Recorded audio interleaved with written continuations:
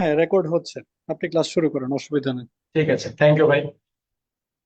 So everyone, তোমাদের জন্য দেখো আমরা ক্লাসগুলো রেকর্ডও করে দিচ্ছি।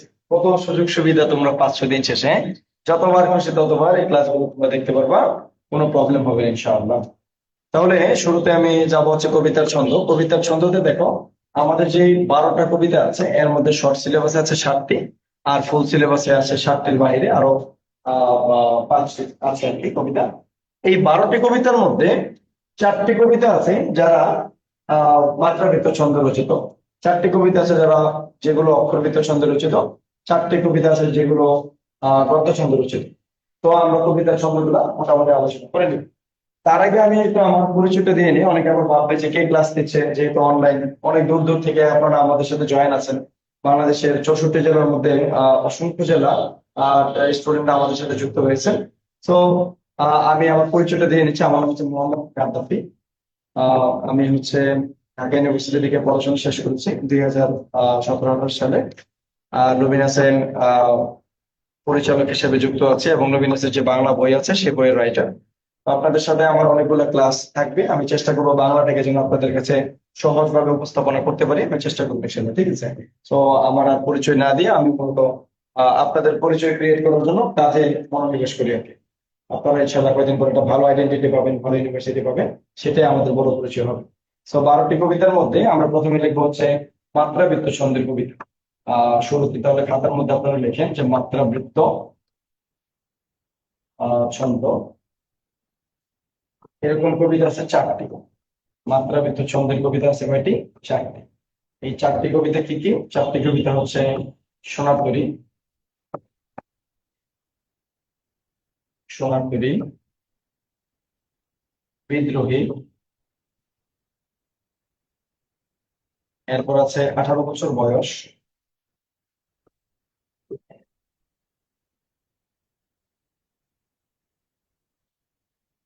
এরপর আছে প্রতিদান। সোনারতরী, বিদ্রোহী, 18 বছর বয়স, এরপর আছে প্রতিদান। তাহলে আমরা যে 12টি কবিতা আছে তার মধ্যে 4টি কবিতা পেলাম মাত্রাবৃত্ত ছন্দে রচিত। কোন বৃত্ত ছন্দে? মাত্রাবৃত্ত ছন্দে রচিত। আচ্ছা, এরপরে আমাদের 4টি কবিতা আছে, যে 4টি কবিতা হলো অক্ষরবৃত্ত ছন্দে রচিত। তাইলে আমরা লিখবো এখানে অক্ষরবৃত্ত ছন্দ। এরকম কবিতা হলো 4টি। অক্ষরবৃত্ত ছন্দের কবিতা কয়টি? 4টি। এগুলা কি কি? এগুলো হচ্ছে তাহারে পরে মনে,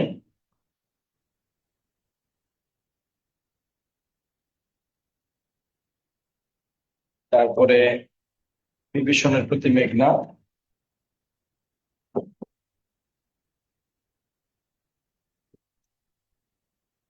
বিভীষণের প্রতি মেঘনাদ,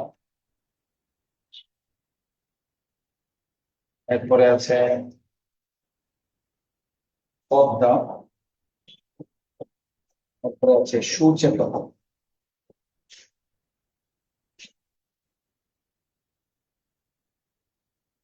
তো সবাই একটু ভালো করে এই অংশটা উঠান। মাত্রাবৃত্ত ছন্দের কবিতা 4টি: সোনারতরী, বিদ্রোহী, 18 বছর বয়স, প্রতিদান। অক্ষরবৃত্ত ছন্দের কবিতা আছে তাহারে পরে মনে, বিভীষণের প্রতি মেঘনাদ, পদ্মা এবং সচেতনা। আচ্ছা,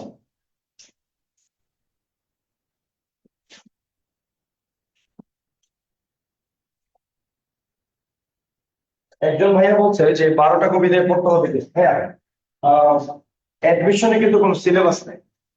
শর্ট সিলেবাস, ফুল সিলেবাস বলতে কোনো সিলেবাস নাই। তবে অন্য বিষয়ে তো কোনো অপশনই নাই বাদ দেওয়ার। বাংলায় তোমরা যেটা করতে পারো, যে শর্ট সিলেবাসের 7টা গদ্য এবং 7টা কবিতা, এই 14টাকে খুবই খুবই খুবই ভালোভাবে করতে পারো। এই 7টাকে খুবই ভালো করে পড়তে পারো, আর বাইরের গুলাকে একটু কম গুরুত্ব দিয়ে পড়বা। অর্থাৎ এই 7টার বাইরের গুলো থেকে শব্দার্থ ভালো করে পড়বা।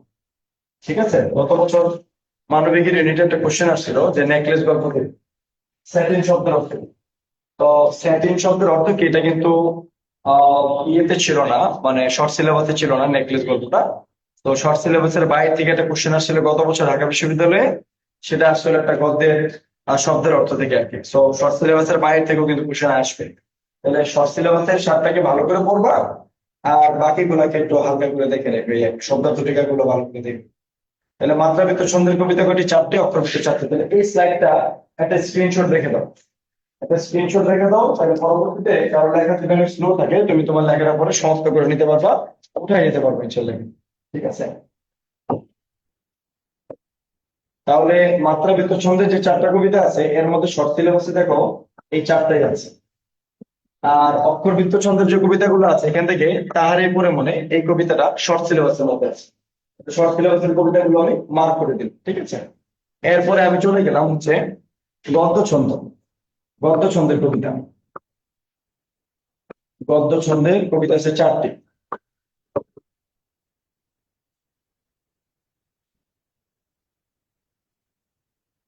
গদ্য ছন্দের কবিতা আছে কয়টি? 4টি। কোন 4টি আমি লিখে দিচ্ছি। আমি কিংবদন্তের কথা বলছি।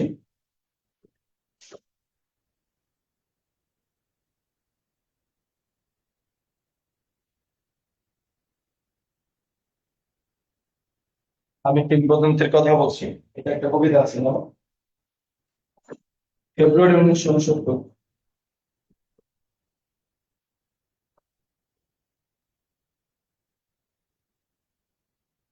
আমি কিংবদন্তির কথা বলছি, ফেব্রুয়ারি 1969।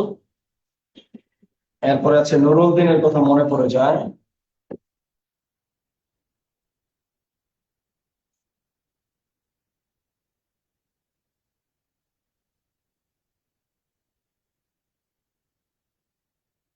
আর একটা কবিতা আছে হচ্ছে ছবি। ছবি, হ্যাঁ ছবি। আর এখান থেকে তোমরা হচ্ছে গুরুত্ব দিয়ে পড়বো হচ্ছে তখন দুইটাকে, কারণ এই দুইটা শর্ট সিলেবাসের মধ্যে আছে। তার এটা স্ক্রিনশট রাখো, সবাই এটা একটা স্ক্রিনশট করে রাখো।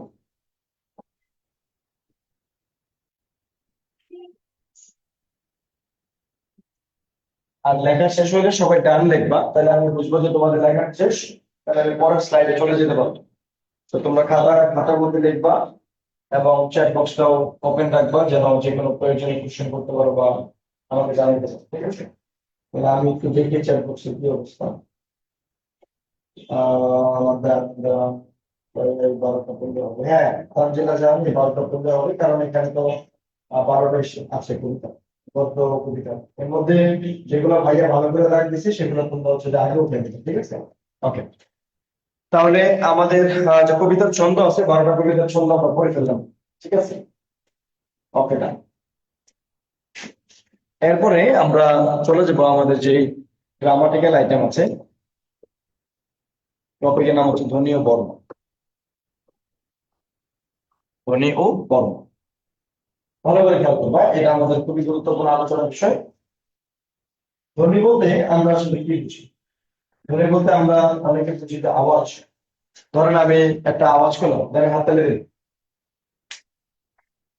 তাহলে এই যে আওয়াজটা করলাম এখানে, ধরেন আমি আওয়াজ করতেছি, এই আওয়াজগুলা ব্যাকরণের ভাষায় শুধু শব্দ, ধ্বনি না। ব্যাকরণের ভাষায় ধ্বনি হইতে হলে মানুষের কণ্ঠ নিঃসৃত হইতে হবে, অর্থাৎ মানুষের কণ্ঠ নিঃসৃত হইতে হবে, বা প্রত্যঙ্গ দিয়ে বাকযন্ত্র দিয়ে বেরিতে হবে, গলা, কণ্ঠ, তালু, মূর্ধা, দন্ত, ওষ্ঠ এগুলা দিয়ে বেরিতে হবে। তাহলে ব্যাকরণের ভাষায় ধ্বনিটা হইতে হবে অর্থবোধক আওয়াজ। তাহলে আমরা একটু লিখলাম যে ধ্বনি বলতে আমরা ব্যাকরণের ভাষায় মনে রাখবো অর্থবোধক আওয়াজ।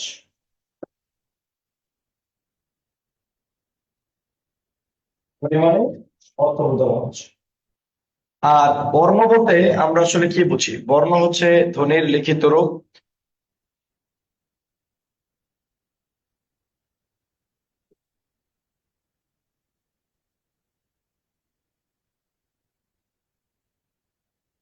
অথবা প্রতীক, অথবা চিহ্ন। ধ্বনি মানে অর্থপূর্ণ আওয়াজ, আর বর্ণ হচ্ছে ধ্বনির লিখিত রূপ অথবা প্রতীক অথবা চিহ্ন। এই পর্যন্ত সহ।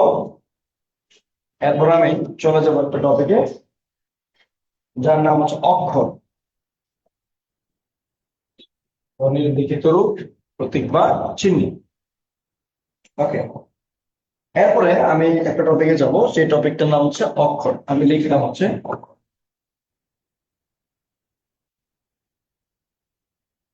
অক্ষর বলতে আমি কি বুঝি? তোমাদের কাছে সবার কাছে লুমিনাসের বাংলা বইটা আছে সম্ভবত। যারা আমাদের কাছে অনলাইনে ভর্তি হয়েছিলেন আমার সাথে যারা কথা বলতে আমি সবাইকে আহ আহ, এটা বলেছিলাম যে অন্তত এক সেট বই তুমি কিন্তু অবশ্যই রাখবা সাথে। কারণ তুমি শুধু ক্লাস করলা আর স্লাইড বা পিডিএফ নিলা, এটা কিন্তু ধরো তোমার অনেক পড়াশোনা গুছিয়ে উঠবে। কিন্তু তুমি যদি ধরো এক সেট বই রাখো তুমি কিন্তু বাসায় বসে বসে বইগুলো পড়তে পারবে। তো যাদের কাছে লুমিনাসের বইগুলো আছে তারা সেখানে গেলে অক্ষর একবার অনেক সুন্দর করে দেওয়া আছে এবং সেখানে অক্ষরের একটা সংজ্ঞা দেওয়া আছে এরকম কিছু, যে নিঃশ্বাসের সর্বপ্রথম বয়সে উচ্চারিত ধ্বনিগুচ্ছকে অক্ষর বলে। তো এখন আমি তো ভাই আসলে বইয়ের সংজ্ঞা দিয়ে অক্ষর মিলাইতে পারবো না। তাহলে ধরো কোশ্চেন আসবে একটা শব্দ দিয়ে যে বাংলাদেশ শব্দে কয়টি অক্ষর আছে, যেমন এটা আসছে বিশ্ববিদ্যালয় শব্দে কয়টি অক্ষর আছে, এরকম কোশ্চেন আসবে। তখন আসলে আমাদের করণীয় কি? তখন আমরা আসলে কি করতে পারি? আমরা তখন যেটা বলবো যে আহ, এটাকে একটু শর্টকাট সলভ করার ট্রাই করবো। তোমরা লেখো যে একটি শব্দে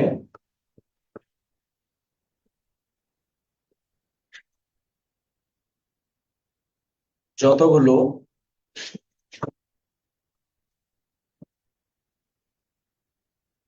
স্বরধ্বনি থাকে, একটি শব্দে যতগুলো স্বরধ্বনি থাকে ওই শব্দে কতগুলো অক্ষর থাকে।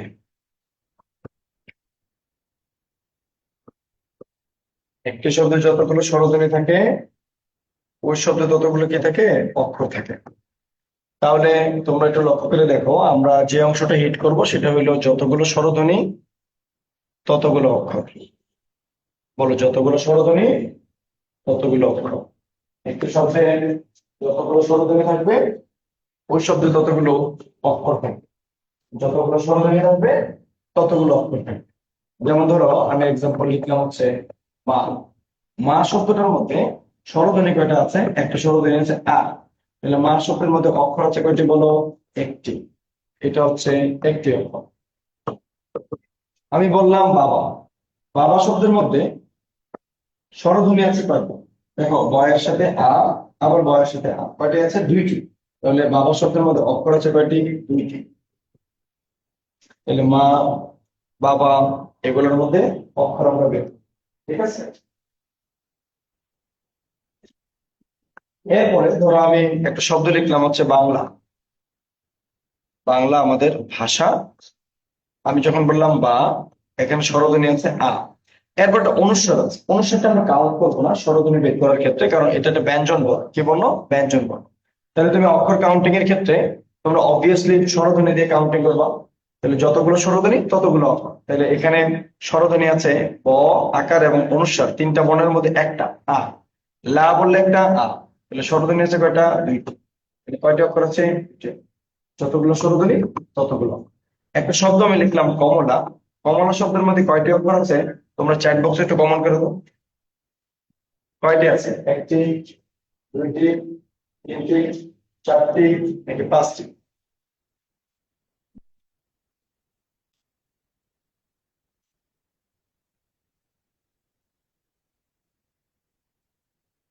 আচ্ছা, আমি দেখতে পাচ্ছি অনেকে অ্যান্সার দিচ্ছে তিনটি।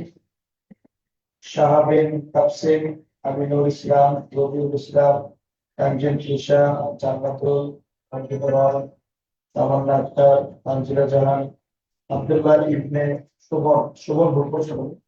ওয়াহিদ বলছে তিনটি, ইসমাইল বলছে তিনটি, ফাহাদ বলছে তিনটি, শুভ্র কিন্তু, আর জোয়াইরিয়া বলছে তিনটি। জোয়াইরিয়া আসেনি। আচ্ছা, আতিফ বাচ্চুটা, আর আফরা, আপনার তিনটা, শ্রাবণী। শ্রাবণী আর আরেকজন যারা একটা বলছো তারা ভুল করছে। কেন ভুলটা হয়েছে লক্ষ্য করে দেন। আমি বলছিলাম যতগুলো স্বরধ্বনি ততগুলো স্বরধ্বনি কাউন্টিং এর ক্ষেত্রে তোমরা প্রত্যেকটা বর্ণ চেক করো, প্রত্যেকটা বর্ণ। আমি বললাম ক, ক এর সাথে স্বরধ্বনি আছে অ। আমি বললাম ম, ম এর সাথে স্বরধ্বনি আছে অ। আমি বললাম লা, স্বরধ্বনি আছে আ। তাহলে কমলা, ক, ম, লা, কয়টা আছে? তিনটা। তাহলে অক্ষর আছে কয়টি? তিনটি অক্ষর।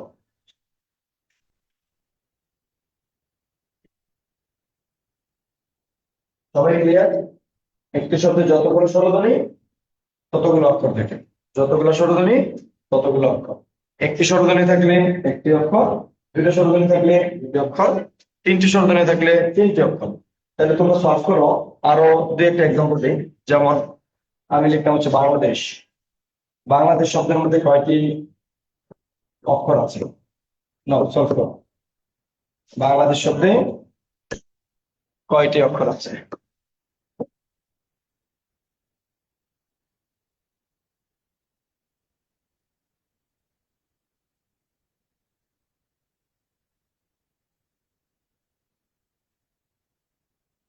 বলো, বাংলাদেশ শব্দের মধ্যে কয়টি অক্ষর আছে?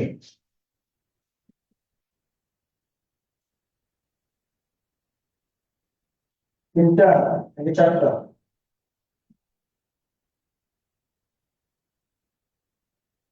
ঠিক আছে, দেখো, আমি যখন বলছি বা, তখন আছে একটা আ, লা একটা আ, দে একটা এ, ছয়ের সাথে কি স্বরধ্বনি আছে? নাই। উচ্চারণটা কি? বাংলাদেশ। উচ্চারণটা কি? বাংলাদেশ। তুমি যদি ছয়ের সাথে স্বরধ্বনি নিয়ে আসো জোর করে, তাহলে উচ্চারণ হয়ে যাবে কি জানো? বাংলাদেশ। তুমি কাউকে বলবা আমার দেশের নাম কি? আমার দেশের নাম বাংলাদেশ। আমার দেশের নাম কি বাংলাদেশ? না, আমার দেশের নাম কি? বাংলাদেশ। তাহলে ছয়ের সাথে কোনো স্বরধ্বনি নাই, কোনো অ নাই, আকার নাই, রস্বই নাই, দীর্ঘই নাই, কিছু নেই। এই দেখেন স্বরধ্বনি আছে তিনটি, অক্ষর আছে কয়টি? তিনটি। তাহলে তোমরা সলভ করো। বিশ্ববিদ্যালয় শব্দে কয়টি অক্ষর আছে?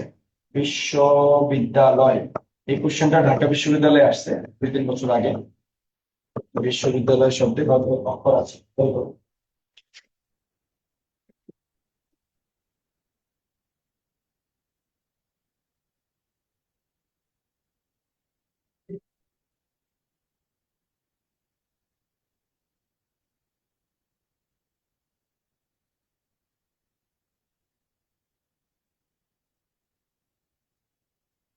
যে সিলেবাস জানে না বা অক্ষর বের করতে পারে না, সে এভাবে বের করবে: বিশ্ব একটা, বিদ্যা একটা, লয় একটা।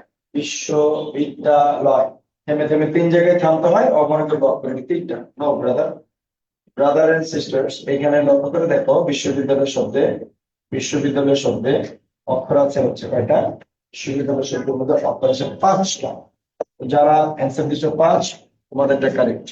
দেখো, আমি যে একটা একটা করে অক্ষর বের করবো, কিভাবে টেকনিক শিখাই দিচ্ছি, আজকে করে কোনো প্রবলেম না হয়।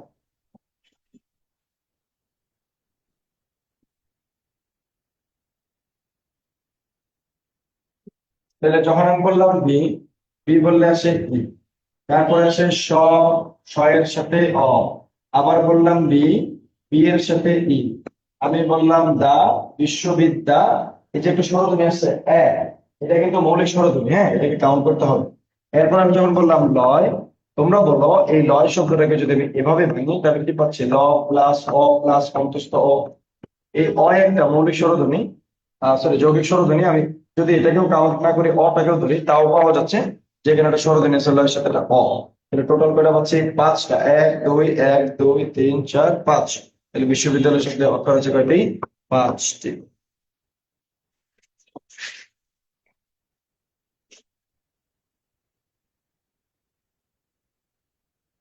তো যারা 5টা দিছো ভেরি গুড, কিন্তু যারা 4টা বা 6টা দিছো তারা একটু খেয়াল করো যে তোমার কোন জায়গাটা ভুল হচ্ছে। ঠিক আছে, কোনো প্রবলেম নেই। তাহলে এই হলো অক্ষর থেকে আলোচনা। এরপর আমি সামনে আগাই। তাহলে আমরা কি শিখলাম? একটা শব্দে যতগুলো স্বরধ্বনি থাকবে, ওই শব্দে ততগুলো অক্ষর থাকবে। বলো, যতগুলো স্বরধ্বনি ততগুলো অক্ষর, যতগুলো স্বরধ্বনি ততগুলো অক্ষর। একটি স্বরধ্বনি থাকলে একটি অক্ষর, 5টি স্বরধ্বনি থাকলে 5টি অক্ষর, যতগুলো স্বরধ্বনি ততগুলো অক্ষর। এরপর আমরা পাবো যে অক্ষরের প্রকার। Very very important part. লেখা হচ্ছে অক্ষর দুই প্রকার। এখান থেকে প্রচুর কোশ্চেন আসে বিশ্ববিদ্যালয়গুলোতে। অক্ষর দুই প্রকার। অক্ষর কয় প্রকার? অক্ষর হচ্ছে দুই প্রকার। নাম্বার ওয়ান হচ্ছে মুক্তাক্ষর। মুক্তাক্ষরের আরেকটা নাম হচ্ছে স্বরান্ত অক্ষর।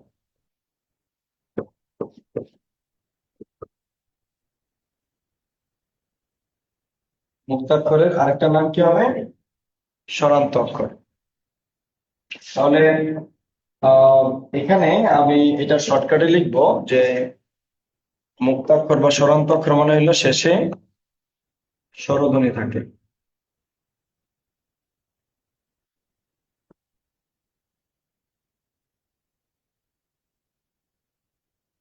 শেষে কি থাকে? স্বরধ্বনি।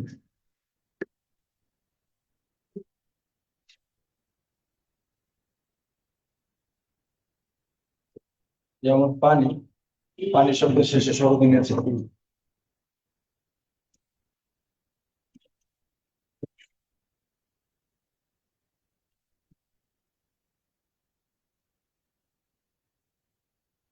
তারপর ধরো আমি লিখলাম হচ্ছে খাসি, হচ্ছে কি? কলা, শেষে আছে না।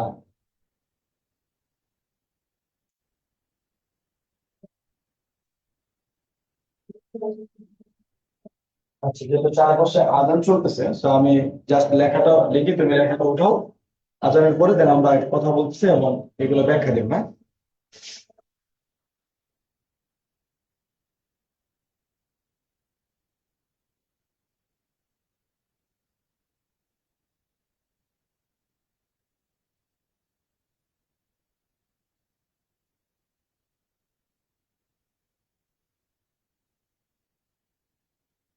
দুই নম্বর হচ্ছে বদ্যাক্ষর অথবা ব্যঞ্জনান্তর।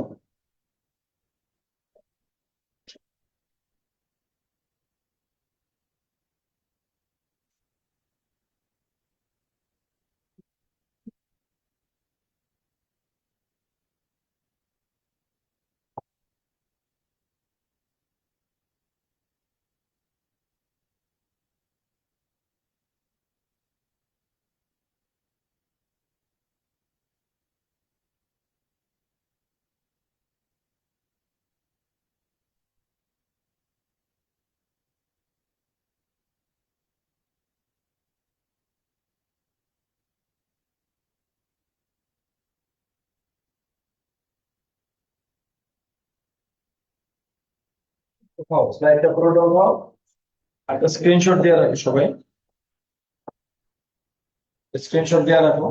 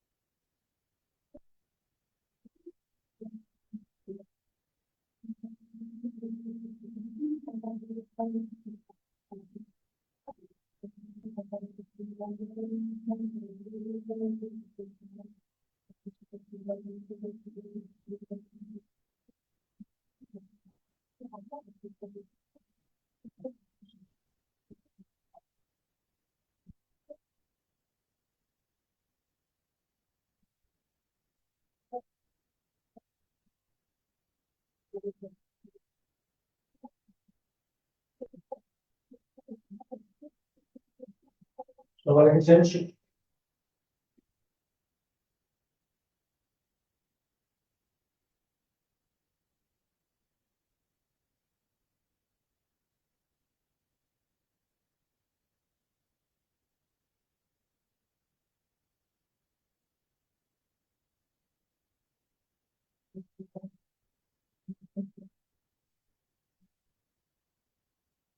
ওকে গ্যাস, সবাই বলো অক্ষর কয় প্রকার? দুই প্রকার।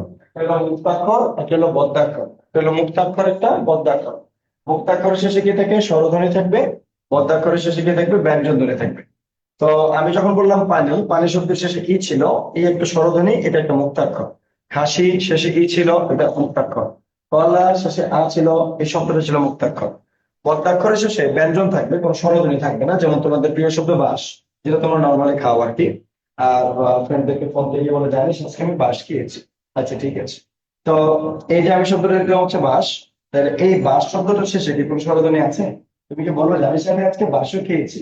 বাঁশ তো খাও না, ঠিক আছে, বাঁশ। তার মানে এই শব্দের শেষে কোনো স্বরধ্বনি নাই, দ্যাট ইজ হোয়াইট হচ্ছে বদ্যাক্ষর।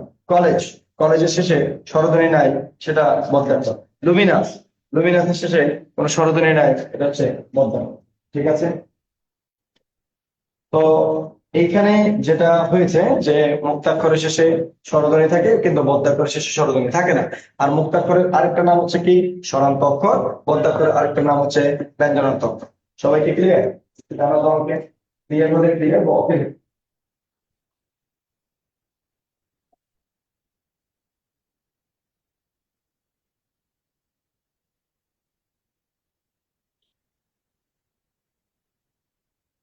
ঠিক আছে, তাহলে তোমরা আমার সাথে সাথে একবার রিভিউ করো। অক্ষর কয় প্রকার? দুই প্রকার। এখান থেকে কিন্তু ঢাকা বিশ্ববিদ্যালয়ের কোশ্চেন আসছে এক বছরে, যে অক্ষরের শেষে স্বরধ্বনি থাকে তাকে কি বলা হয়? অ্যান্সার ছিল মুক্তাক্ষর। এমন কথা হইতে পারে এবছর কপাল অনেক ভালো থাকলে যে অক্ষরের শেষে ব্যঞ্জন ধ্বনি থাকে তাকে কি বলে? পদ্মাক্ষর। এটা দিয়ে দিতে পারে, দিতেই পারে। তো ভালো করে পড়ে নিলে আশা করি এখান থেকে আসবে সব। ওকে, থ্যাংক ইউ সো মাচ। যেহেতু সবাই ক্লিয়ার, আমি পড়ার স্লাইড যাচ্ছি, যেখানে আমি একটা টপিক পড়াবো। টপিকটার নাম হচ্ছে উপাদান উপকরণ। উপাদান উপকরণ। এক্ষেত্রে ভাষার উপাদান উপকরণ কি, এই জিনিসগুলো আমি মোটামুটি একটু কভার করবো। 6 থেকে 7টা ইনফরমেশন লাগবে। আমি ইনফরমেশন গুলো আগে উঠাই, তোমরা খাতার মধ্যে উঠো, পরে এগুলো ব্যাখ্যা দিই। নাম্বার 1, ভাষার মূল উপাদান ধ্বনি।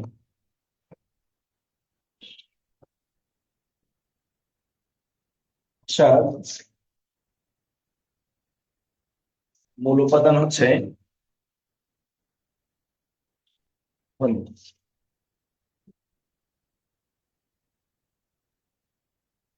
নাম্বার 2,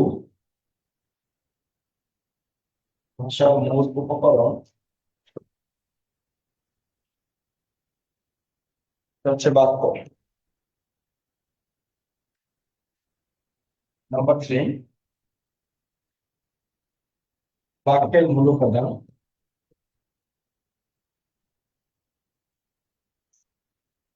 হচ্ছে শব্দ।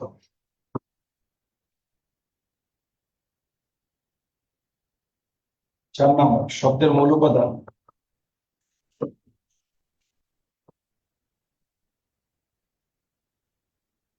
ধ্বনি। 5 নম্বর, শব্দের অর্থগত উপাদান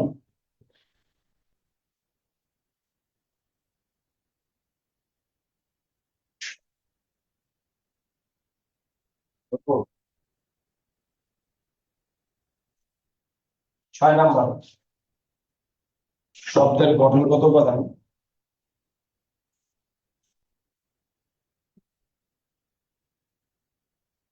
বর্ণ।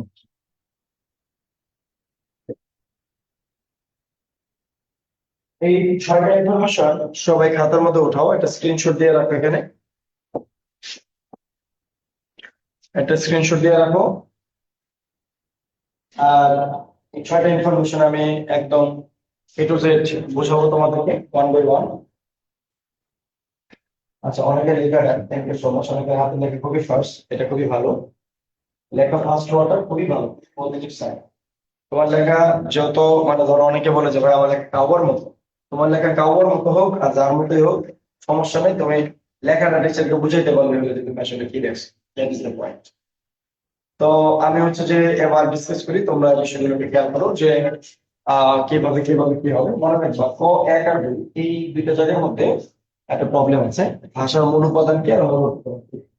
একটা ভাষার ক্ষেত্রে আমরা যে একটা ভাষাকে প্রকাশ করি, তার প্রকাশ করার মূল জিনিসটাই হচ্ছে ধ্বনি। অর্থাৎ আমরা একটা ভাষাকে ধ্বনি ছাড়া কোনোভাবে প্রকাশ করতে পারবো না। কোনোভাবে কি করতে পারবো না? প্রকাশ করতে পারবো না। আর একটা ভাষার মূল উপকরণ অর্থাৎ ধ্বনি ছাড়াও আমরা একটা ভাষাকে প্রকাশ করতে পারি বাক্য দিয়ে। কি দিয়ে প্রকাশ করতে পারি? বাক্য দিয়ে। তো কারোর সাথে কথা বললে আমরা সেন্টেন্স মেকিং করে কথা বলি, বাক্য বাক্যে কথা বলি, বা ধ্বনি দিয়ে কথা বলি। তাহলে ভাষার মূল উপাদান ধ্বনি, আর মূল উপকরণ বাক্য। এটা মনে রাখার একটা টেকনিক আছে। টেকনিকটা হচ্ছে, উপাদান, আমরা যখন উপাদান বলি তখন এই উপাদান একটা দ আছে আর এই ধ্বনির মধ্যে একটা দ আছে। যদিও দুইটা বর্ণ ভিন্ন কিন্তু সাউন্ড কিন্তু সেম, দ। উপাদান, ধ্বনি। ভাষার মূল উপকরণ, উপকরণটাকে বলা হয় বাক্য। উপকরণে ক আছে, বাক্যের মধ্যে কি আছে? ক আছে। তো উপকরণ হচ্ছে কি? উপকরণটা কি? বাক্য। তাহলে মনে রাখবো আমরা, ভাষার মূল উপাদান, উপাদানে দেওয়া আছে উপাদান ধ্বনি। আর মূল উপকরণ, উপকরণে ক আছে, উপকরণ হচ্ছে কি? বাক্য। তাহলে ভাষার মূল উপাদান ধ্বনি, ভাষার মূল উপকরণ কি? বাক্য। 3 নম্বর, বাক্যের ক্ষেত্রে আমি উপাদান বলি বা উপকরণ বলি, অ্যান্সারটা হবে শব্দ। কারণ শব্দ ছাড়া বাক্য হয় না, শব্দ ছাড়া বাক্য হবে না। আর শব্দের মূল উপাদান আবার ধ্বনি, কারণ আওয়াজ ছাড়া আবার শব্দ হবে না। আমি বললাম কলম, আমি বললাম বই, আমি বললাম এসি, আমি বললাম ফ্যান, আমি বললাম লাইট, এই যে শব্দগুলো বললাম, এগুলা শব্দের মূল উপাদান গুলো হচ্ছে ধ্বনি, আওয়াজ থেকে উৎপন্ন হচ্ছে। তাহলে বাক্যের মূল উপাদান শব্দ, শব্দের মূল উপাদান ধ্বনি। ওকে, 3 আর 4 নিয়ে কোনো ইস্যু হবে না। তারপরেও ক্লাসগুলো যেহেতু রেকর্ড থাকবে, তোমরা যতবার খুশি ততবার শুনে নিতে পারবা, টেনশনের কোনো কারণ না। তো না বুঝলে টেনশন করো না, তোমরা অবশ্যই রেকর্ডিং থেকে একবার শুনলে ক্লিয়ার হয়ে যেতে পারবে। এরপরে আছে 5 আর 6, শব্দের অর্থগত উপাদান কি আর শব্দের গঠনগত উপাদান কি। দেখো, শব্দের অর্থগত উপাদান এটাকে বলা হয় রূপ, আর শব্দের গঠনগত উপাদানকে বলা হয় বর্ণ। এখানে এই যে রূপ শব্দটা আছে, এটা কিন্তু তোমাদের রূপ না, বিউটি বললাম, ঠিক আছে। এই রূপ হচ্ছে শব্দটা যে অর্থ দিতে পারে, সে অর্থের পাওয়ার, সে অর্থের পাওয়ারটাকে বলা হচ্ছে কি রূপ। যেমন ধরো, আমি বোঝানোর সুবিধার্থে ধরো আমি দুটো কথা বলি। যেমন ধরো, আমি একটা বর্ণ লিখলাম হচ্ছে ক, ক শব্দটার কোনো অর্থ নেই। আমি একটা বর্ণ লিখলাম হচ্ছে ল, ল এর কোনো অর্থ নেই। আমি একটা বর্ণ লিখলাম হচ্ছে ম, ম এর কোনো অর্থ নেই। যখন পাশাপাশি বসিলাম তিনটা বর্ণকে, তখন একটা শব্দ গঠিত হয়েছে, তখন হয়েছে কি কলম। এই কলমের অর্থ আছে। তাহলে এই যে অর্থ দিতে পারছে, এই অর্থ দেওয়ার পাওয়ারটা, এটা হচ্ছে রূপ। আর শব্দটা যে গঠিত হয়েছে ক, ল, ম, তিনটা বর্ণ দিয়ে, কি দিয়ে? তিনটা বর্ণ দিয়ে। দ্যাট ইজ ওয়াই আমরা বলবো, শব্দের অর্থগত উপাদান বললে, অর্থ বললে অ্যান্সার হবে রূপ, আর শব্দের গঠন বললে গঠন হবে অ্যান্সার হচ্ছে বর্ণ। তো শব্দের অর্থগত উপাদান হচ্ছে রূপ, আর শব্দের গঠনগত উপাদান কি? বর্ণ।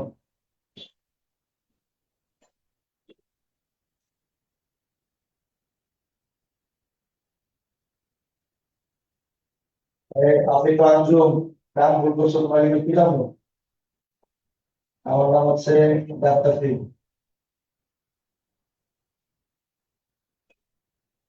টেক্সাস।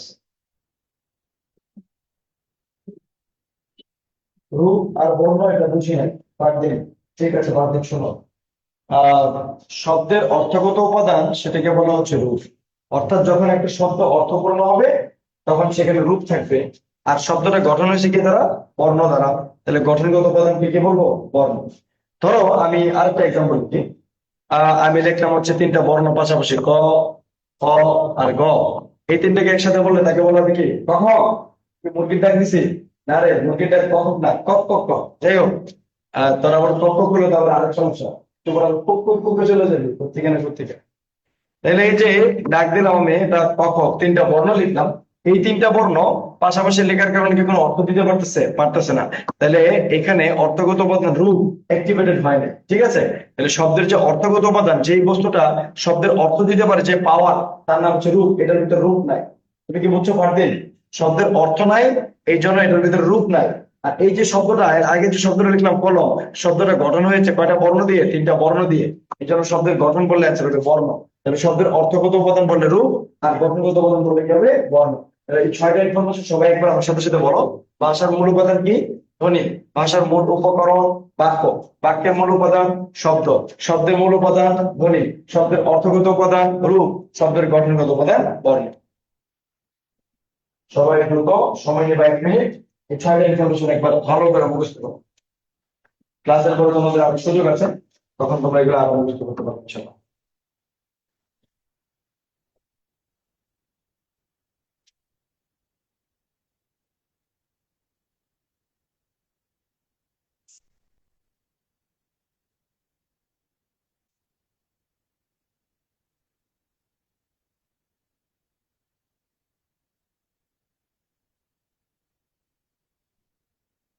আই থিঙ্ক তোমাদের দেখা হয়েছে, ক্লাস রেকর্ডেড থাকবে।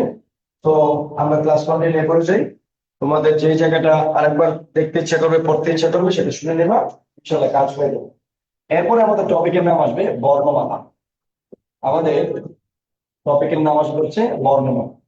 আমাদের বর্ণমালা সংক্রান্ত যে আলোচনাগুলো আছে, সেগুলো আমরা এখানে করবো। নাম্বার 1, আমরা মনে রাখবো যে ভাষায়, বাংলা ভাষায় সরল বর্ণ একটা বর্ণ আছে,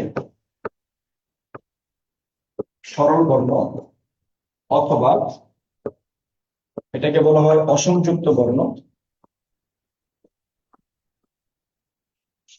অথবা মোট বর্ণ। এর হলো 50টি।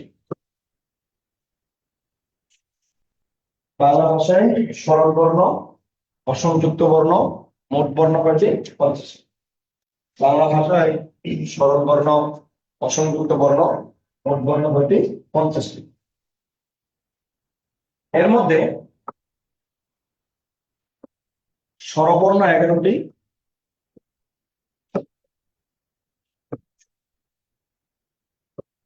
আর ব্যঞ্জন বর্ণ 39টি, স্বরবর্ণ 11টি, ব্যঞ্জন বর্ণ কয়টি? 39টি। তাহলে বাংলা ভাষার সরল বর্ণ, আমাদের বর্ণগুলোকে সরল বলা হয় কেন? এগুলোর উচ্চারণ অন্যান্য ভাষার তুলনায় সহজ। ফ্রেঞ্চ, জাপানিজ, চাইনিজ, অ্যারাবিক এসব লেটার থেকে বাংলা লেটারের সাউন্ড গুলো উচ্চারণ সোজা, এই জন্য এগুলো সরল বর্ণ। আর অসংযুক্ত বলার রিজনটা হচ্ছে এই ধ্বনিগুলো কেউ কারোর সাথে যুক্ত নাই, ব্যঞ্জন বর্ণে যুক্ত বর্ণ নাই, তাই এগুলো হলো অসংযুক্ত বর্ণ। আর এই বর্ণগুলোকে বলা হয় মোট বর্ণ। 11টা সরল, 11টা স্বরবর্ণ, 39টা ব্যঞ্জন বর্ণ, টোটাল কি 50টা। তাহলে সরল বর্ণ অসংযুক্ত মোট বর্ণ 50টি, স্বরবর্ণ 11টি, ব্যঞ্জন বর্ণ কয়টি? 39টি। 3 নাম্বার, আমাকে একটা এক্সট্রা ইনফরমেশন একটু তোমরা মাথায় রাখবো, এটা সাইডে আমি লিখে দিচ্ছি। সেটা হচ্ছে, যদি ধ্বনি থেকে কোশ্চেন আসে যে মোট ধ্বনি বা আমাদের বাংলা ভাষার যে মৌলিক ধ্বনিগুলো আছে, মৌলিক ধ্বনিগুলো 2 ভাগে বিভক্ত। একটা হচ্ছে স্বরধ্বনি, একটা হচ্ছে ব্যঞ্জন ধ্বনি। তো স্বরধ্বনির সংখ্যা কয়টি, ব্যঞ্জন ধ্বনির সংখ্যা কয়টি? কোশ্চেনটা মাঝে মাঝে আসতে পারে, ঠিক আছে? স্বরধ্বনি হলো 7টি, আর ব্যঞ্জন ধ্বনি যেটা আছে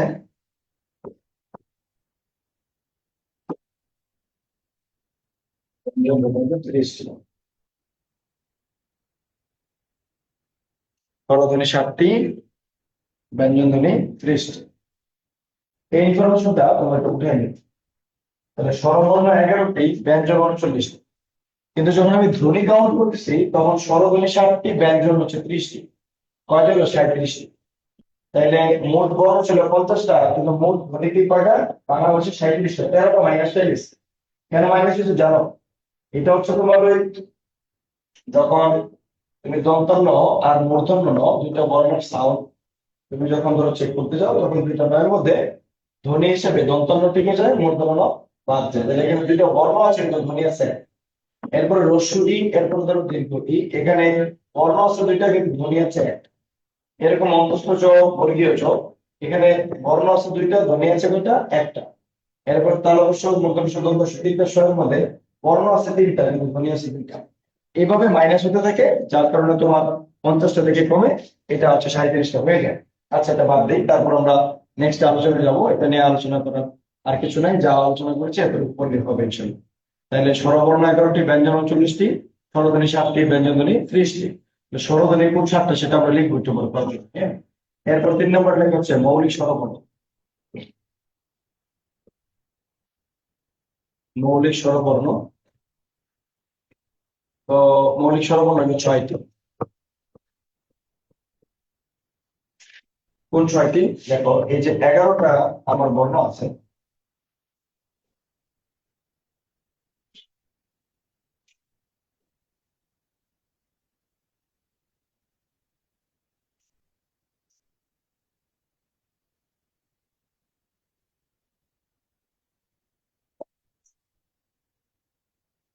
তো এখানে একটু লক্ষ্য করবা যে এই মৌলিক স্বরবর্ণগুলা যখন আমি হচ্ছে 11টা বর্ণ থেকে সলভ করতে যাব, তখন আমি যেগুলো মৌলিক না সেগুলো বাদ দিব। যেমন অ এবং আ হচ্ছে মৌলিক, এরা কারো থেকে উৎপত্তি লাভ করেনি। রস্বই এবং দীর্ঘের মধ্যে রস্বই হচ্ছে মৌলিক, দীর্ঘইটা রস্বই থেকে উচ্চারিত হয়। রস্য এবং দীর্ঘের মধ্যে রস্য হচ্ছে মৌলিক, দীর্ঘ স্বরগুলা মৌলিকের মধ্যে বাতিল হয়ে যায়। রিয়ের উচ্চারণটা বাংলা ব্যঞ্জন রয়ের শিখে রিয়ের মতো, তাহলে এটা অন্য একটা বর্ণ দিয়ে উচ্চারিত হয়, যার কারণে এটাকে আমরা মৌলিক স্বরধ্বনি বলতে পারি না। এই উচ্চারণটাকে মৌলিক বলা যাবে, কিন্তু ওইটা আসলে দুইটা বর্ণ দিয়ে উচ্চারিত হয়, ও আর রস্যই, এটা হবে না। ও হচ্ছে মৌলিক, ও হচ্ছে মৌলিক না। তাহলে এখানে আছে কয়টা? 1 2 3 4 5 6। তাহলে মৌলিক স্বরবর্ণ হচ্ছে 6টি।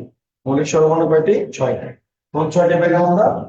স্বরয়ন, স্বরয়া, রস্বই, রস্ব ও, এ, ও।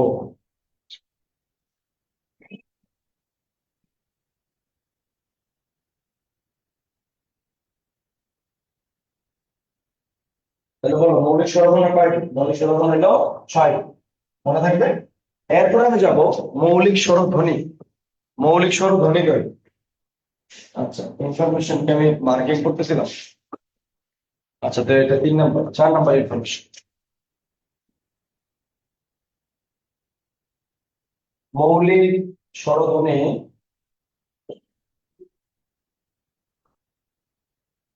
মৌলিক স্বরধ্বনি এটা হলো 7টি।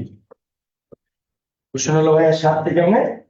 মৌলিক স্বরবর্ণ যদি 6টা হয় তাহলে মৌলিক স্বরবর্ণ যদি 6টা হয় তাহলে মৌলিক স্বরধ্বনি 7টা কেন? আরেকটা বাড়ছে কোথায়? তাহলে তোমরা লক্ষ্য করে দেখো যে আগে 6টা তুমি মৌলিক পাইছো, 6টা আমরা একটু লিখে নিচ্ছি। সরসরা, সরসু, এ আর কি ও। এই 6টার পরে একটা ধ্বনি অ্যাড হয়, এই ধ্বনিটার উচ্চারণটা হচ্ছে অ্যা। ধ্বনিটা উচ্চারণ কি? অ্যা। এই ধ্বনিটা আমাদেরকে ভাষা ভাই অনেক ভালো করে শিখাইতে পারে। যাই হোক, ওনার অ্যাকসেন্ট আর আমাদের অ্যাকসেন্ট একটু ভিন্ন, বা আমরা তার মতো করে কিছুটা বলতে পারি, তাহলে আমাদের উচ্চারণটা কিছুটা ভালো হবে। তাহলে এই যে 6টা মৌলিক এখানে আছে, 6টা মৌলিকের সাথে একটা এক্সট্রা মৌলিক অ্যাড হয়েছে, যেটা আমাদের বাংলা বর্ণমালায় নাই, কিন্তু বাংলা ভাষায় বিভিন্ন স্বরধ্বনির সাথে যুক্ত আছে, বিভিন্ন ব্যঞ্জনের সাথে যুক্ত আছে। এই মৌলিক স্বরধ্বনিটা অ্যাড করার কারণে টোটাল মৌলিক স্বরধ্বনি হইলো 7টি। তাহলে মনে রাখবো, মৌলিক স্বরবর্ণ 6টি, কিন্তু মৌলিক স্বরধ্বনি কেটি 7টি। 6টা মৌলিক স্বরবর্ণের সাথে একটা ধ্বনি এক্সট্রা যোগ হয়েছে, তার নাম হচ্ছে কি মৌলিক স্বরধ্বনি। টোটাল কয়টি হলো? 7টি হয়েছে। মনে থাকবে?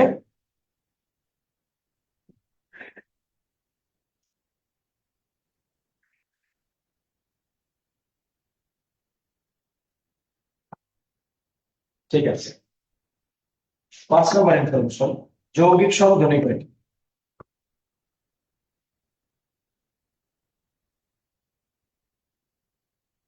যৌগিক স্বরধ্বনি 25টি। বাংলা ভাষায় যৌগিক স্বরধ্বনি কয়টি? 25টি। আর যৌগিক স্বরবর্ণ যেটা,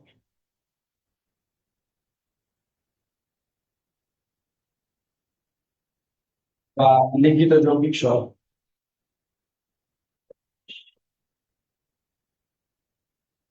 লিখিত যৌগিক স্বর এর 2টি।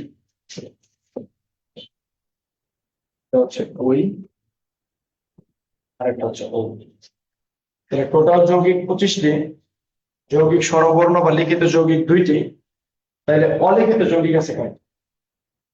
এই 25টা থেকে 2টা বাদ দিলেই তো বাকিগুলো অলিখিত।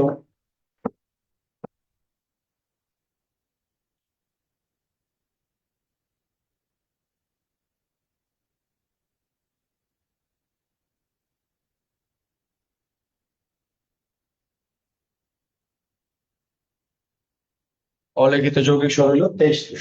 ওঠাও, সবাই এ পর্যন্ত ওঠাও, এরপর আমি আরেকবার একটু ব্যাখ্যা দেবো জিনিসটা।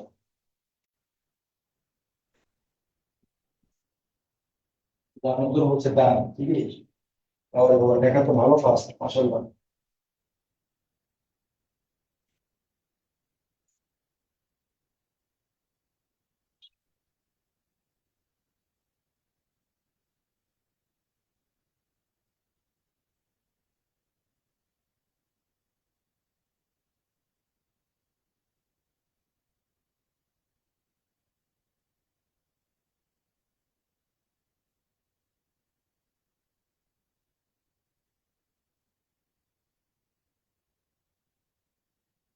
চলো আমি তো বুঝাই দিচ্ছি তোমাদেরকে যৌগিক স্বরধ্বনি।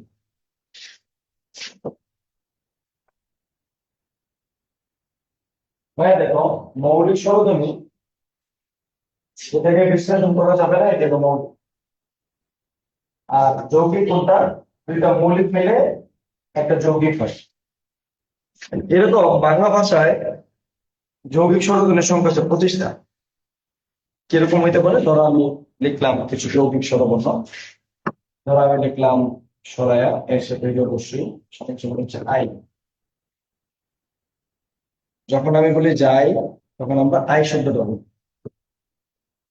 আয়ের পরে ও, যাও। অর্থাৎ আ উচ্চারণ করলে এটা আসে। তারপরে আয়ের পরে শুভ সমান সমান হচ্ছে আও। যেমন তুমি বললা নাও নিয়ে এসো, এরপরে এরপরে রস্যু, উচ্চারণটা হবে ইউ। যদি তুমি বলো মিউ, তারপরে এরপরে এ সমান সমান হচ্ছে ইয়ে, এটাকে বলে এরকম দিয়ে।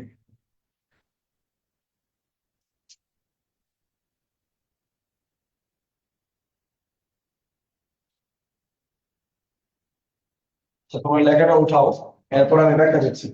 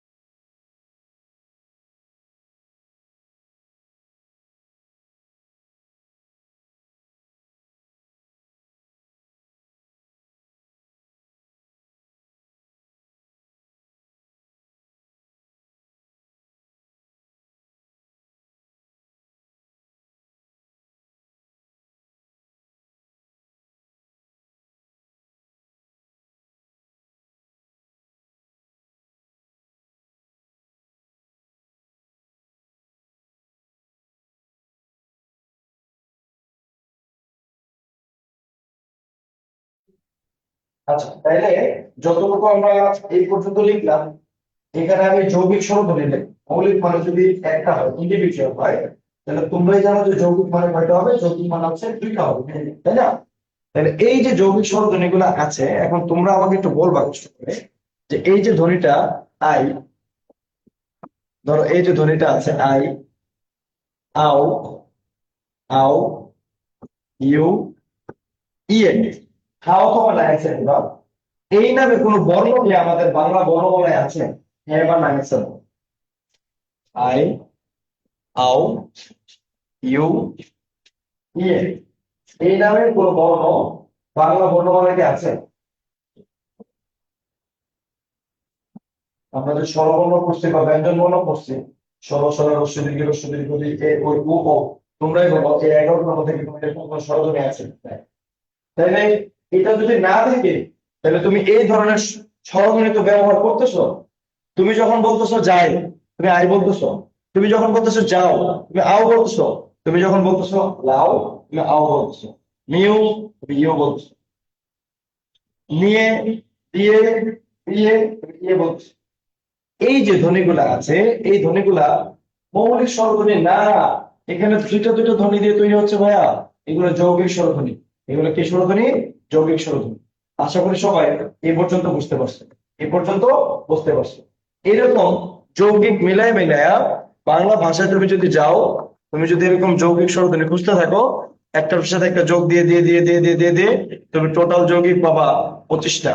টোটাল যৌগিক পাবা 25টা। কয়টা যৌগিক পাবো? এরকম 25টা পাবো ইনশাআল্লাহ। ঠিক আছে? আর এই 25টা যৌগিকের মধ্যে দুইটা যৌগিক আছে, যেমন একটা হচ্ছে ও প্লাস রস্যই সমান সমান হচ্ছে কি ওই, সাউন্ডটা হচ্ছে ওই। আর এটার একটা বর্ণ আছে এরকম, ও প্লাস রস্য ও, এটাকে বলা হচ্ছে ও। এটাও একটা যৌগিক স্বরধ্বনি, এটার বর্ণ আছে ও। জাস্ট 25টা যৌগিকের মধ্যে দুইটা যৌগিকের বর্ণ আছে। কি আছে? দুইটা যৌগিকের বর্ণ আছে, বাকি কোনোটার কোনো বর্ণ নেই। তাহলে আমি বলতে পারি যে টোটাল যৌগিক স্বরধ্বনি 25টা, তার মধ্যে বর্ণ আছে দুইটা, অর্থাৎ এই দুইটা লিখিত আছে। বর্ণ মানে লিখিত রূপ না? আমরা ক্লাসে শুনতে বললাম ধ্বনি মানে অর্থপূর্ণ আওয়াজ, বর্ণ মানে কি লিখিত রূপ। তাহলে এই দুটো হলো লিখিত, তাহলে বাকি যে 23টা, সেই 23টা হলো অলিখিত। বাকি 23টা কি অলিখিত। এই যে আমরা এখানে ইনফরমেশন গুলো লিখলাম যে যৌগিক স্বরধ্বনি 25টি, তারপরে যৌগিক স্বরধ্বনি কয়টি, টোটাল হচ্ছে 25টি। আর এই 25টির মধ্যে দুইটা হচ্ছে যে লিখিত রূপ আছে, অর্থাৎ দুইটা বলা হয় যৌগিক স্বরবর্ণ, বা দুইটা হচ্ছে লিখিত রূপ আছে। তাহলে বাকি 23টা, এই যে আই, এই যে আও, এই যে ইয়ে, এই যে ইউ, এগুলো হলো অলিখিত অবস্থায় আছে, বাংলা ভাষায় বিভিন্ন শব্দের সাথে যুক্ত। এই অলিখিত যৌগিক স্বরধ্বনি হলো 23টা। তাহলে টোটাল যৌগিক 25টা, দুইটা বর্ণ আছে, এজন্য দুইটা হলো লিখিত। তাহলে এই দুইটা বাদ দিলে বাকি 23টা হলো অলিখিত। মনে সবাইকে ক্লিয়ার কিনা এই জায়গাটা? মোটামুটি একটু সহজ জিনিস, বাট তোমরা বুঝছো কিনা আমি একটু দেখি। টোটাল যৌগিক 25টা, যৌগিক বর্ণ আছে দুইটা, এই বর্ণগুলোকে বলা হয় লিখিত যৌগিক। কারণ বর্ণ মানে লিখিত রূপ, মানে লিখিত রূপ। তাইলে 25-এর মধ্যে দুইটা যদি লিখিত হয় তাহলে অলিখিত হয় 23টা। বল সবাইকে ক্লিয়ার কি?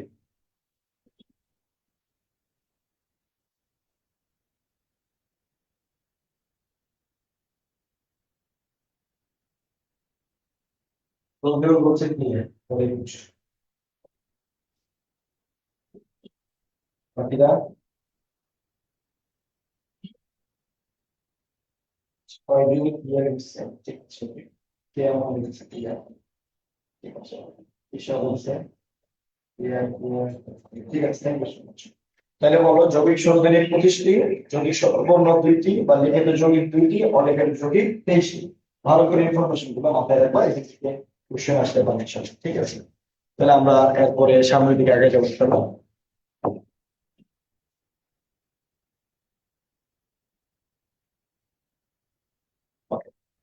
এরপরে আহ ইনফরমেশন যাবে কত, 5? ঠিক আছে, এর আগে 5, তাহলে এবার হবে 6। লিখবা আন্তঃব্যঞ্জন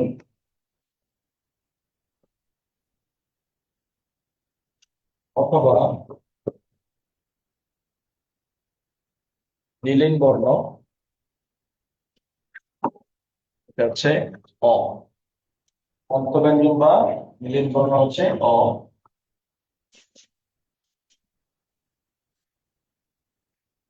এরপরে খণ্ডত্ব মানে হচ্ছে তয় হস্যন্ত, বিসর্গ মানে হচ্ছে হয় হস্যন্ত। যেমন আমি বললাম বাহ।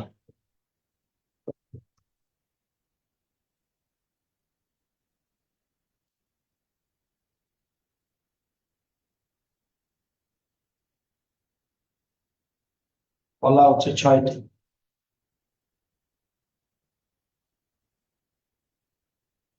কতগুলো হলো ফলা? ফলা,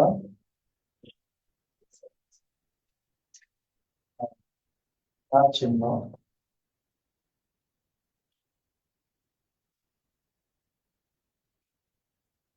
10টি।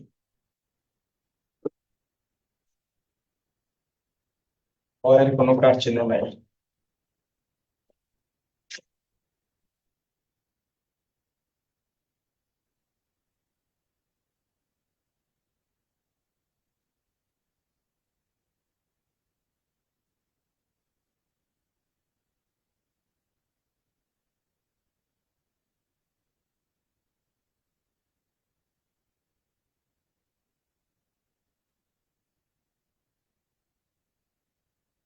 এই কথা কোথাও গুড। তাহলে আন্তঃব্যঞ্জন বা নীলিন বর্ণ হচ্ছে অ। আন্তঃব্যঞ্জন বা নীলিন বর্ণ হচ্ছে অ। খণ্ডত্ব মানে হচ্ছে তয় হস্যন্ত, বিসর্গ হলো হয় হস্যন্ত, ফলা হলো 6টি, কার চিহ্ন হলো 10টি। এখানে আন্তঃব্যঞ্জন বলা হয়েছে কেন ব্যাখ্যা করে শুনো। আন্তঃব্যঞ্জন মানে হচ্ছে, আন্ত মানে ভিতর, ব্যঞ্জনের ভিতরে একটা ধ্বনি উচ্চারিত হয়, তার নাম হচ্ছে অ। যেমন আমি বললাম ক, ক বললে অস, খ, খ বললে অস, গ, গ বললে অস। আন্তঃব্যঞ্জন অ। মিলিন বর্ণ, মিলিন মানে হচ্ছে ব্যঞ্জনের ভিতরে মিলিন থাকা, বিলীন থাকা, লুকিয়ে সেম কথা, আন্তঃব্যঞ্জনের সিনোনিম। তাহলে মিলিন বর্ণ হচ্ছে কি অ। খণ্ডত মানে হচ্ছে তয় হস্য, তো মানে হচ্ছে তয় হস্য। তো বিসর্গ মানে হলো হয় হস্য। তুমি যদি বলো বাহ, বিসর্গ দিয়ে তুমি যদি হ দিয়ে হলে চলিত বা বাহ। ফলা হচ্ছে কয়টি? 6। এই জায়গাটা আমাদের মনে রাখতে হবে, ফলা হচ্ছে কয়টি? 6টি। তো 6টি ফলার নাম অনেক সময় আমাদের কাজে লাগে। তো একটু খেয়াল করে দেখো যে 6টা ফলাকে তুমি যদি এইভাবে মনে রাখো, বলো রমজান, তাহলে কিন্তু তোমার বেশি মনে থাকবে। কি মনে থাকবে? বলো রমজান। তাইলে আমি ছন্দ মিলানোর জন্য একটা আকার নিয়ে এসেছি, কফলা রফলা, রফলা মফলা, জফলা নফলা। তাহলে ফলা হলো 6টি। কোন রমজান? বলো রমজান। অনেকে এই 6টা ফলাকে এইভাবে মনে রেখে মজার লবণ, কি লবণ? মজার লবণ। তাহলে মজার লবণ। ভাই তুমি মজার লবণ মনে রাখো আর বড় রমজান মনে রাখো, আমার কোনো যায় আসে না। আমি চাই তোমরা মনে রাখো, দেখতে পারো। ঠিক আছে? তাহলে ফলা হচ্ছে 6টি। বফলা রফলা, রফলা মফলা, চফলা নফলা। আমি এভাবে মনে রাখি, কোন রমজান? বড় রমজান। ফলা হচ্ছে 6টি, বড় রমজান। আর কার চিহ্ন 10টি, অয়ের কোনো কার চিহ্ন নেই। এই পর্যন্ত কারগুলি শুনছো? I think right. সবাই ক্লিয়ার? এই পর্যন্ত সবাই ক্লিয়ার?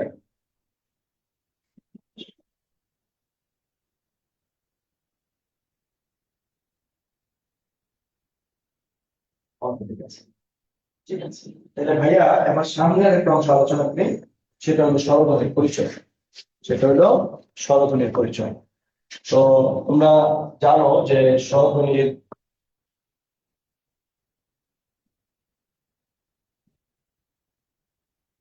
স্বরধ্বনির পরিচয়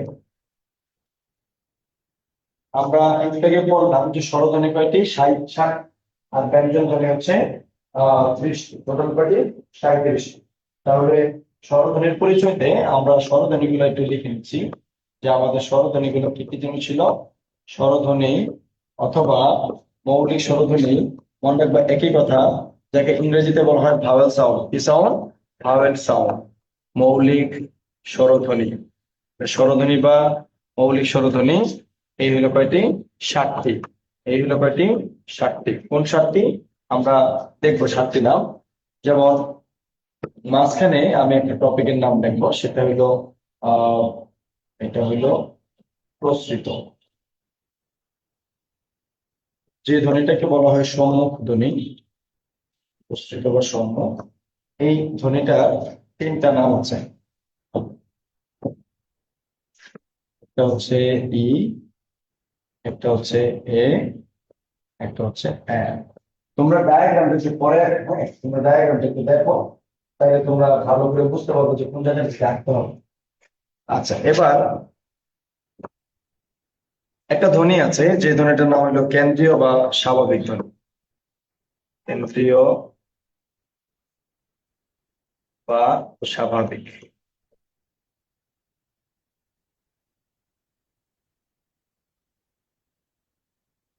কেন্দ্রীয় বা এটা হলো স্বাভাবিক। একটা ধ্বনি আছে, সেটা হলো আ। এটা হইলো একটা ঘর।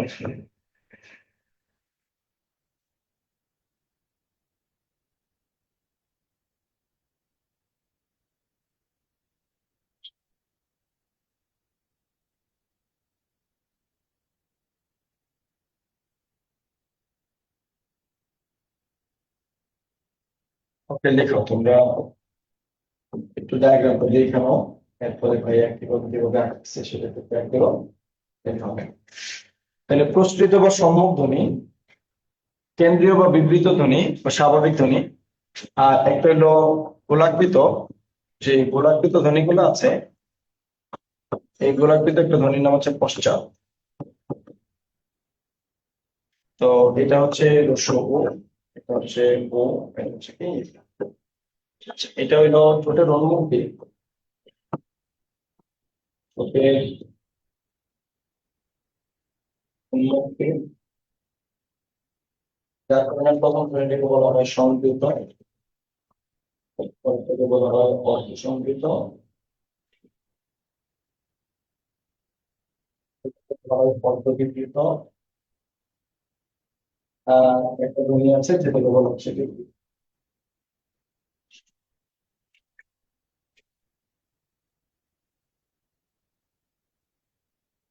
এটা প্রথম সবাই বাম পাশে হচ্ছে একটা ঘর, একটু লেখা লাগবে, সেটা হচ্ছে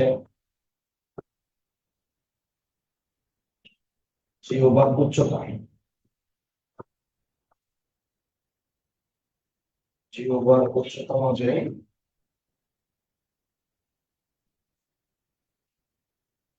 এটা হচ্ছে তোমার প্রথম ধ্বনিটাকে বলা হবে উচ্চ, পরের ধ্বনিটাকে বলা হবে উচ্চ মধ্য, পরের ধ্বনিটাকে বলা হবে নিম্ন মধ্য।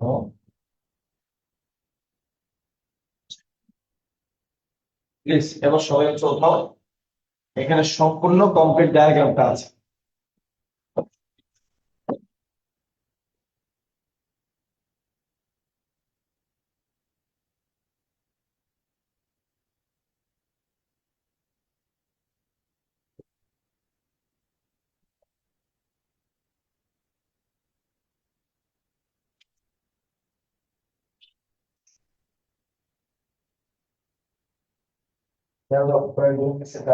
তাড়াতাড়ি কেমনে মিলেছে, ডানে বামে জায়গা পাইছো? স্বরধ্বনির পরিচয় জিহ্বার উচ্চতা অনুযায়ী উচ্চ, উচ্চ মধ্য, নিম্ন মধ্য, নিম্ন।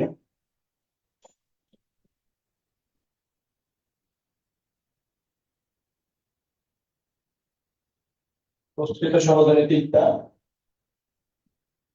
ই, এ, এ।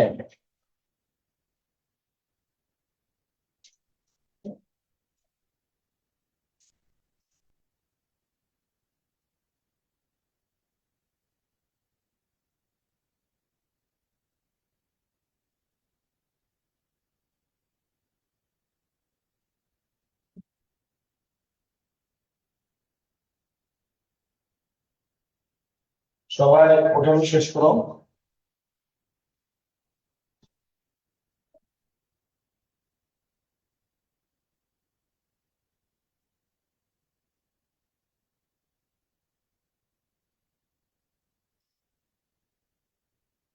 ঠিক আছে, এবার একটা ব্যাখ্যা দিন এখন, একটা ব্যাখ্যা দিবা। ধ্বনি আছে কিন্তু 60টা, নাম দেখো কতগুলা। ধ্বনি হলো 60টা, নাম হলো অনেকগুলা।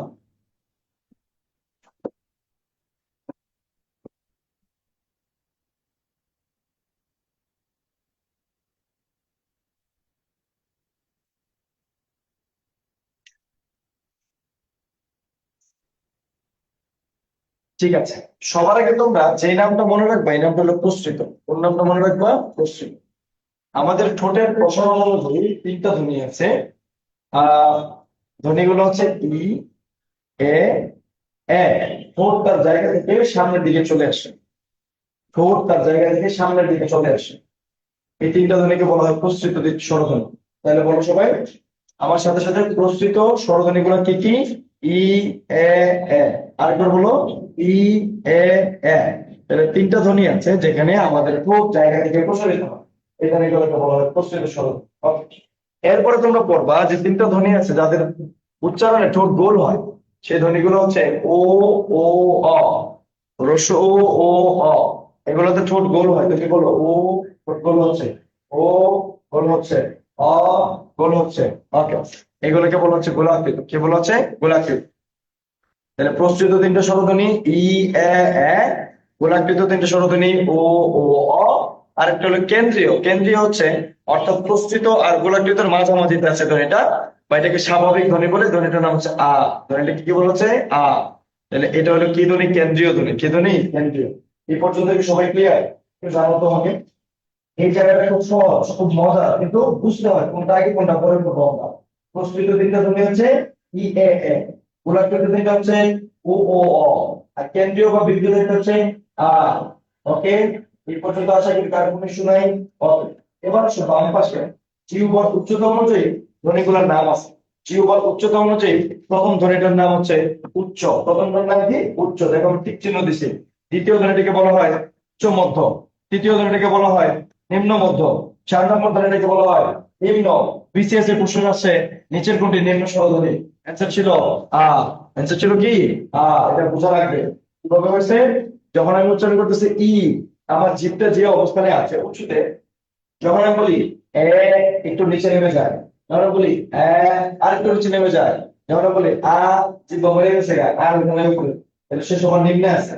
তাইলে এই যে জিহ্বার উচ্চতা অনুযায়ী, জিহ্বার উচ্চতা অনুযায়ী ধ্বনিগুলোর নাম, প্রথম ধ্বনিটিকে বলা হয় উচ্চ, অনেকটাকে বলে উচ্চ মধ্য, অনেকটাকে বলে নিম্ন মধ্য, লাস্ট ওয়ান ইজ নিম্ন। এবার উচ্চধ্বনি কয়টা খেয়াল করে দেখো। উচ্চধ্বনি হচ্ছে দুইটা, হ্রস্ব ই আর কি হ্রস্ব ও। উচ্চধ্বনি হচ্ছে কয়টা? দুইটা, হ্রস্ব ই হ্রস্ব ও। উচ্চ মধ্য কয়টা? দুইটা, এ আর ও। নিম্ন মধ্য কয়টা? দুইটা, নিম্ন কয়টা? একটা। তো এখন তোমাকে যেভাবে কোশ্চেন করো তুমি অ্যান্সার দিলে পারবে মোটামুটি ইনশাআল্লাহ। এবার ঢাকা বিশ্ববিদ্যালয়ের কোশ্চেন আসছে, ঢাকা বিশ্ববিদ্যালয়ের কমার্সের ইউনিটের কোশ্চেন আসছে, জীবের উচ্চতা অনুযায়ী প্রথম স্বরধ্বনি কোনটি? জীবের উচ্চতা অনুযায়ী সরসরায় প্রথম স্বরবর্ণ কিন্তু মনে রাখো সরসরায়। তোমরা অ্যান্সার দাও, তুমি কি কোনটা অ্যান্সার হবে? জীবের উচ্চতা অনুযায়ী প্রথম স্বরধ্বনি কোনটি?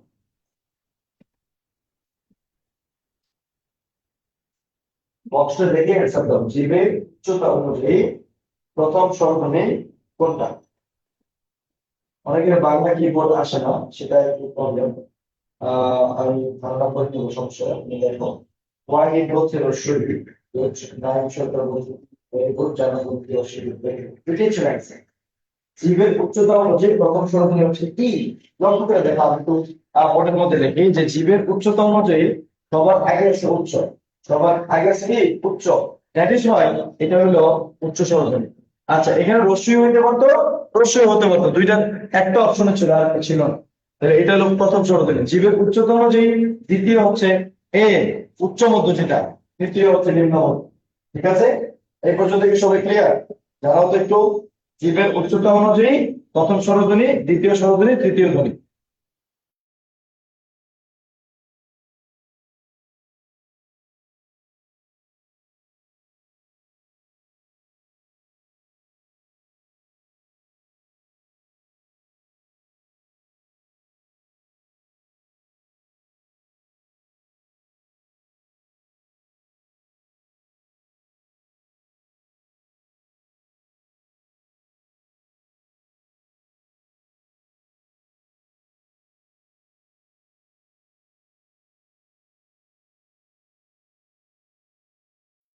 তাহলে জীবের উচ্চতা অনুযায়ী প্রথম স্বরধ্বনি কোনটা? প্রথম স্বরধ্বনি হচ্ছে ই, উচ্চ। এরপর একটা উচ্চ মধ্য, এটা হলো দ্বিতীয়। নিম্ন মধ্য, এটা হলো তৃতীয়। আর নিম্ন, এটা হলো চতুর্থ। মনে থাকবে ভাই? আচ্ছা, এরপর দেখো ডান পাশে ঠোঁটের উন্মুক্তি। উন্মুক্তি মানে হচ্ছে ঠোঁট কতটুকু ওপেন থাকবে, কতটুকু খোলা থাকবে তার উপর ডিপেন্ড করে। যেমন ঠোঁটের উন্মুক্তি, প্রথম যে স্বরধ্বনিটা আছে এটাকে বলা হয় সংবৃত স্বরধ্বনি। সংবৃত মানে হচ্ছে ঠোঁট অনেক বেশি পরিমাণ চাপানো থাকবে, ই ঠোঁট বেশি ওপেন থাকবে না। আবার যখন আমি বলতেছি এ অথবা ও, তখন এটা হলো অর্ধ সংবৃত। এখন কি হচ্ছে, ঠোঁট একটু ওপেন হয়েছে। যখন তুমি বলতেছো রস্য ও ও, তখন দেখো ঠোঁট যে পরিমাণ ক্লোজ থাকে। যখন তুমি বলো ও, একটু খোলে। আবার যখন তুমি বলো অ, আরেকটু ওপেন হচ্ছে। যখন তুমি বলো আ, দুনিয়াটা মিলে একদম খুলছে, বাবারে বাবা। তাহলে এটা হলো বিবৃত। তাহলে একদম প্রথম যেটা আছে এটা হলো সংবৃত, আর লাস্টে যেটা আছে এটা হলো বিবৃত। বিবৃত সময় হলো মুখ ওপেন থাকে বেশি, বিবৃত মানে হলো ওপেন থাকে বেশি। আর সংবৃত মানে হচ্ছে ওপেন থাকে কম। তো এই ইনফরমেশন গুলো তোমরা একটু মনে রাখবে। ঠিক আছে, তো সংবৃত বিবৃত পার্টটা বেশি গুরুত্বপূর্ণ না, এখান থেকে কম আছে, কিন্তু উচ্চ উচ্চ মধ্য এই অংশটা অনেক বেশি গুরুত্বপূর্ণ। এ পর্যন্ত সবাই ক্লিয়ার হচ্ছে আশা করি। আশা করি এ পর্যন্ত কারো কোনো ইস্যু নাই।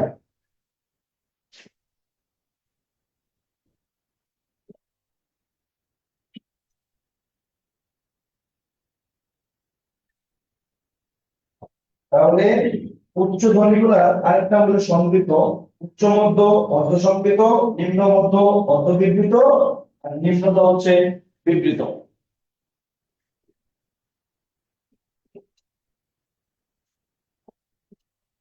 সবাই ক্লিয়ার? ঠিক আছে, তাহলে আমি চলে যাবো সামনের দিকে। আমি সামনের দিকে চলে যাব। এটা হলো বর্ণের মাত্রা।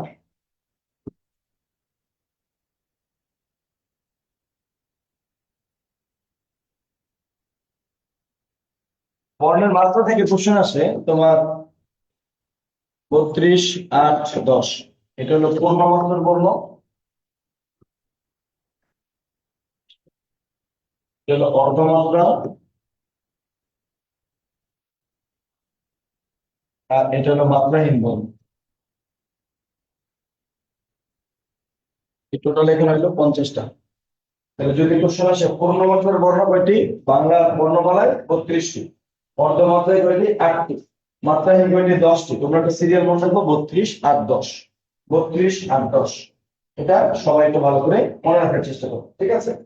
এরপরে এখান থেকে যখন আমি স্বরবর্ণ আর ব্যঞ্জন বর্ণের বিন্যাসটা বের করব, ধরো এখান থেকে হলো স্বরবর্ণ। স্বরবর্ণের পূর্ণমাত্রা বর্ণ আছে কয়টি, 6টি। তাহলে স্বরবর্ণ 32টা, টোটালের মধ্যে যদি 6টা স্বরবর্ণ হয় তাহলে ব্যঞ্জন কয়টি, 26টি।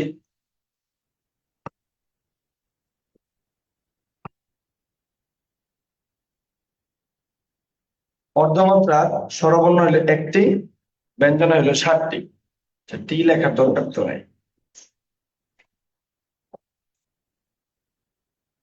6, 26, 11, মাত্রাহীন স্বরবর্ণ হলো 4টি, মাত্রাহীন ব্যঞ্জন বর্ণ হলো 6টি।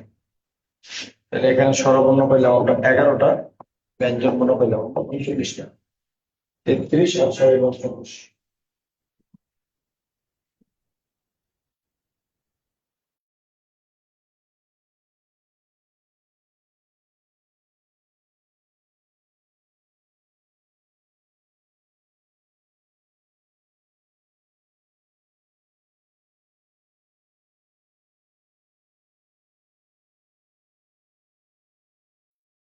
এটা উঠেছে সবাই? আমাদের 50টা বর্ণের মাত্রা বিন্যাস হচ্ছে 32 আর 10। কেন মনে রাখবা 32 আর 10। ওকে, স্বরবর্ণের বিন্যাসটা হচ্ছে পুরো টান দিয়ে লিখে আমরা 6টা বর্ণের উপর, স্বরেয়, স্বরায়া, হ্রস্বই, দীর্ঘই, হ্রস্ব, দীর্ঘ। প্রথম 6টা বর্ণের উপর আমরা পূর্ণ টান দিই, এজন্য স্বরবর্ণের মধ্যে পূর্ণ মাত্রা হচ্ছে 6, আর ব্যঞ্জন আছে 26টা। অর্ধমাত্রা স্বরবর্ণের মধ্যে আমরা একটা বর্ণ অর্ধমাত্রা দিই, সেটা হচ্ছে ঋ, আর ব্যঞ্জনের মধ্যে দিই 7টা। মাত্রাহীন বর্ণ টোটাল 10টার মধ্যে 4টা স্বরবর্ণ আছে, এ ওই উ অ, এই 4টা হইলো মাত্রাহীন স্বর, আর ব্যঞ্জন আছে কয়টা, 6টা, এই 39টা। সবাই কি এই ব্যাপারটা বুঝছো? তাহলে আমাকে একটু জানার তো চেষ্টা করছে।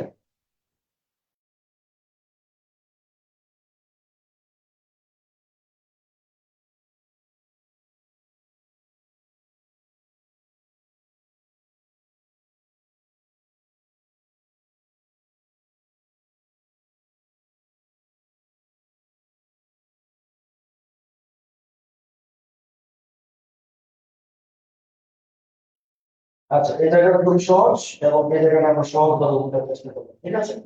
Okay, fine. এরপরে আমি চলে যাব সামনের একটা স্লাইডে। এখানে ব্যঞ্জনের যে একটা বিন্যাস আছে, ব্যঞ্জন বর্ণ।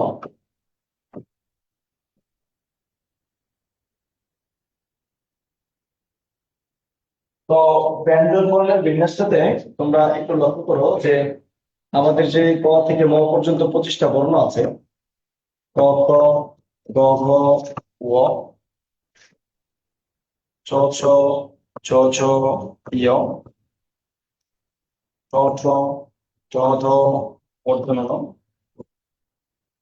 ত, থ, ত, থ, দন্ত্য ন। এই 25টা বর্ণের মধ্যে প্রথম দুটাকে বলা হয় অঘোষ, আর পরের তিনটাকে বলা হয় ঘোষ।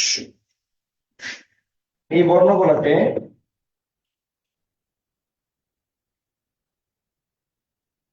ক, খ, গ, ঘ, ম, শেষের 5টা বর্ণ উঠে নিবা। তাদের বর্গের নামকরণ করা হয় প্রথম বর্ণ দিয়ে। তাহলে যদি বলা হয় ক বর্গ, আজকের পরে মনে রাখবো ক বর্গ মানে ক থেকে 5টা বর্ণ, ক, খ, গ, ঘ, ঙ। সেম চ বর্গ, চ থেকে 5টা, ক বর্গ, ট থেকে 5টা, ক বর্গ, ক থেকে 5টা, ক বর্গ, ক থেকে 5টা।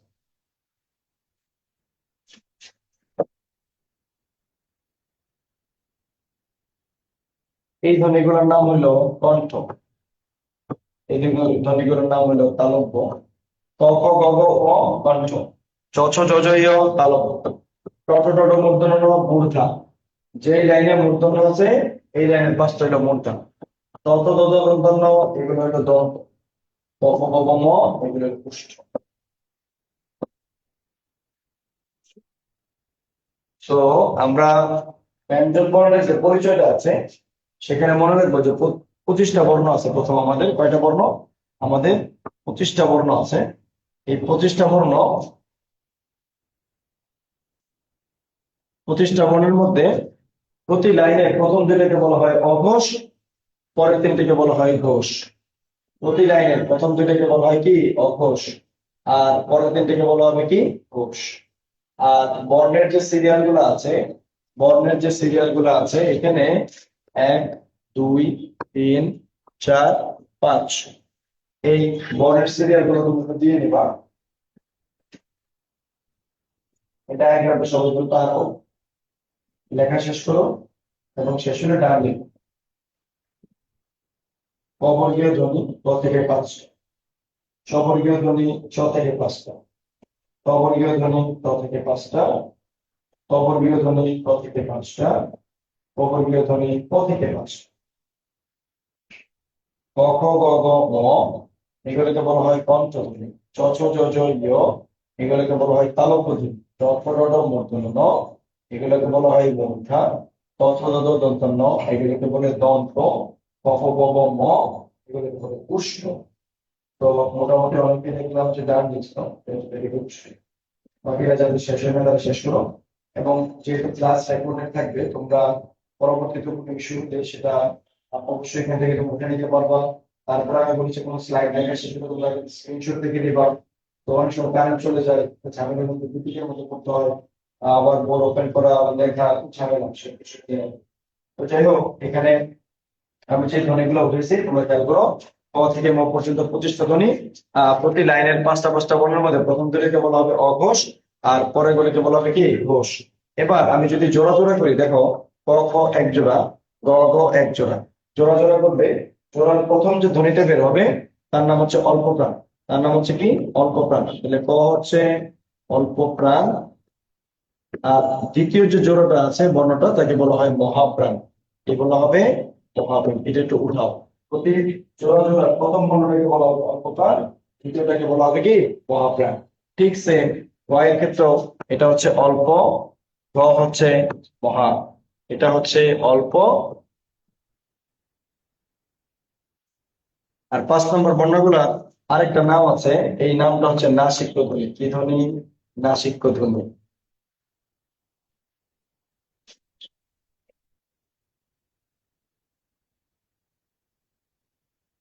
সেম, সবগুলা কিন্তু সেম হবে। ক যদি অল্প হয় তাহলে ক এর নিচে চ, ট, প্রতি লাইনের প্রথমটা অল্প, 2 নম্বরটা মহাপ্রাণ, 3 নম্বরটা অল্প, 4 নম্বরটা মহাপ্রাণ, 5 নম্বরটা অল্প প্রাণ। এভাবে হবে অল্প, মহা, অল্প, মহা, অল্প।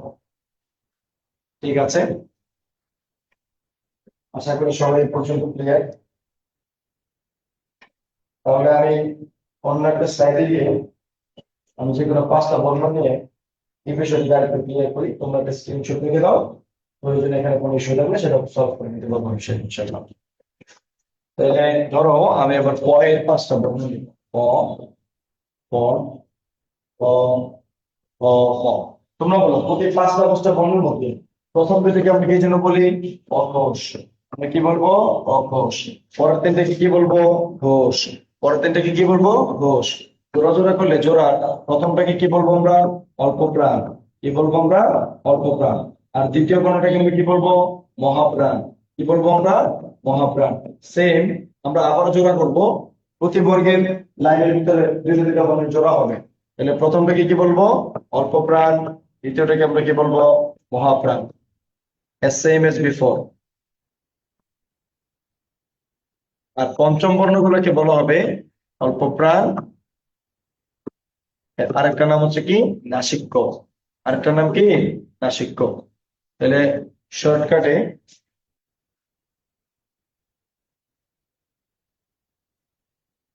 শর্টকাটে মনে রাখবা একটা কথা, সেটা হচ্ছে 1 3 5 সমান হলো অল্প প্রাণ, 2 4 এই বর্ণগুলো হলো মহাপ্রাণ, পঞ্চম বর্ণ এটা হচ্ছে অল্পপ্রাণ প্লাস নাসিক। উঠাও। 1 3 5 অল্পপ্রাণ, 2 4 মহাপ্রাণ, পঞ্চম বর্ণ নাসিক বর্ণ।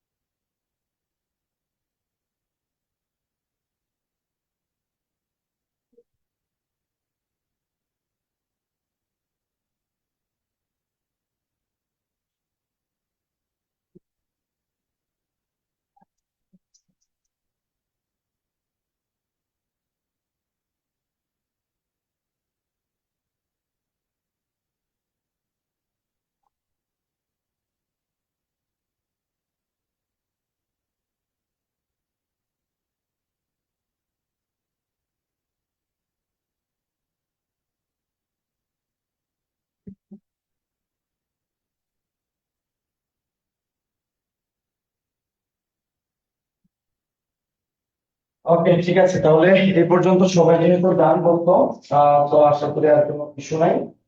তোমরা এই জিনিসগুলো মোটামুটি ভালো করে একটু বুঝবা।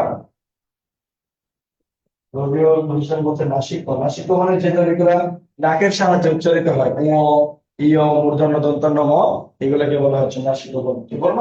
নাসিক বর্ণ। Okay. আমাদের আজকের ক্লাসের লাস্ট স্লাইড একটু উঠে নাও। ক থেকে ম, আজকের স্লাইডের লাস্ট অংশ। ক থেকে ম, এই বর্ণগুলোকে বলা হয় স্পর্শ বর্ণ অথবা স্পৃষ্ট বর্ণ। এগুলা আমাদের মুখের 5টা গুরুত্বপূর্ণ অঙ্গ প্রত্যঙ্গ স্পর্শ করে উচ্চারিত হয়: দন্ত, তালু, দন্ত, মূর্ধা, ওষ্ঠ। জর, লব, জর, লব, এগুলোকে বলা হয় অন্তস্থ বর্ণ।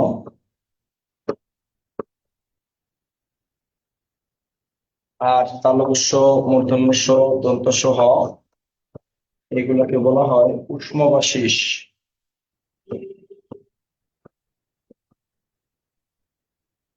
উষ্ম বর্ণ, দেখো, উষ্ম বর্ণ। এর মধ্যে আহ তালবস্য, মূর্ধন্যস্য, দন্তস্য, এগুলো হলো শেষ বর্ণ। তো শেষ বর্ণ। আর উষ্ম শব্দের অর্থ হইল, উষ্ম শব্দের অর্থ হলো শ্বাস। এটা বাংলাদেশ ব্যাংকের এডের কোশ্চেন, তোমাদের রিপিট করতে পারে যে কোনো সময়। তারপরে ভয়বিন্দু র, ক্ষয়বিন্দু র, এগুলিকে বলা হয় তারঞ্জক বর্ণ। তারঞ্জাত। ভয়বিন্দু র, এটা হলো কম্পন জাত।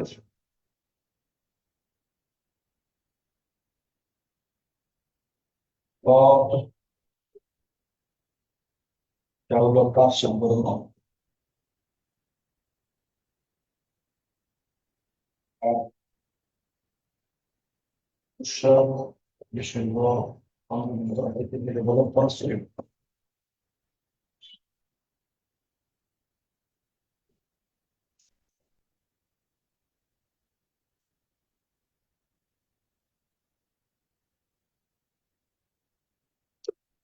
দুইটা বর্ণ আছে যাকে বলা হয় তরল বর্ণ। তরল বর্ণ হবে দুইটি, হচ্ছে ল। তরল শব্দের মধ্যে এই বর্ণগুলো আছে। নাও, একটা উঠাও, এরপর ব্যাখ্যা দিলে আজকের ক্লাস করে দাও।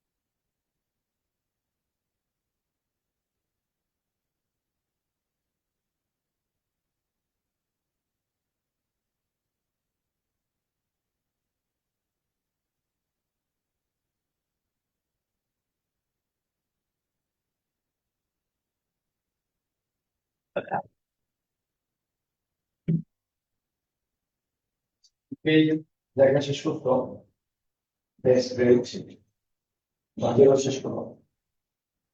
ক থেকে ম, এই প্রতিষ্ঠা বর্ণকে বলা হয় স্পৃষ্ট বর্ণ বা স্পর্শ বর্ণ। তালব্য মূর্ধন্য দন্ত স এগুলোকে বলা হয় উষ্ম বর্ণ, কারণ এগুলোর নিঃশ্বাস একটু বেশি দেখা যায়। উষ্ম শব্দের মানে শ্বাস।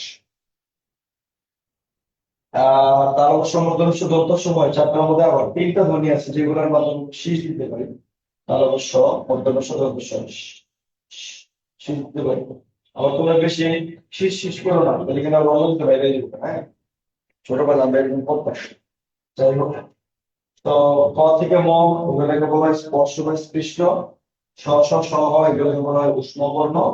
স্পর্শ আর উষ্ম এই দুইটার মাঝামাঝি গুলোকে বলা হয় অন্তঃস্থ বর্ণ। কি বলবো? অন্তঃস্থ বর্ণ। দ্যাট ইজ ওয়াই এই যে জড় লব এই ধ্বনিগুলোকে বলা হচ্ছে অন্তঃস্থ বর্ণ। ওরা স্পর্শ আর উষ্মের অন্তে থাকে, ভিতরে থাকে।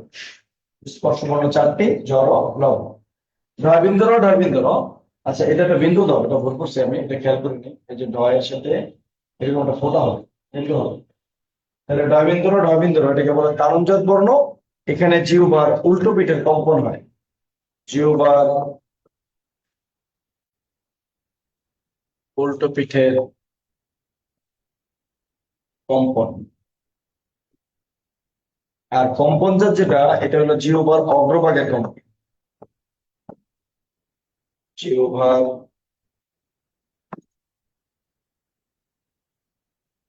অগ্রভাগের কম্পন।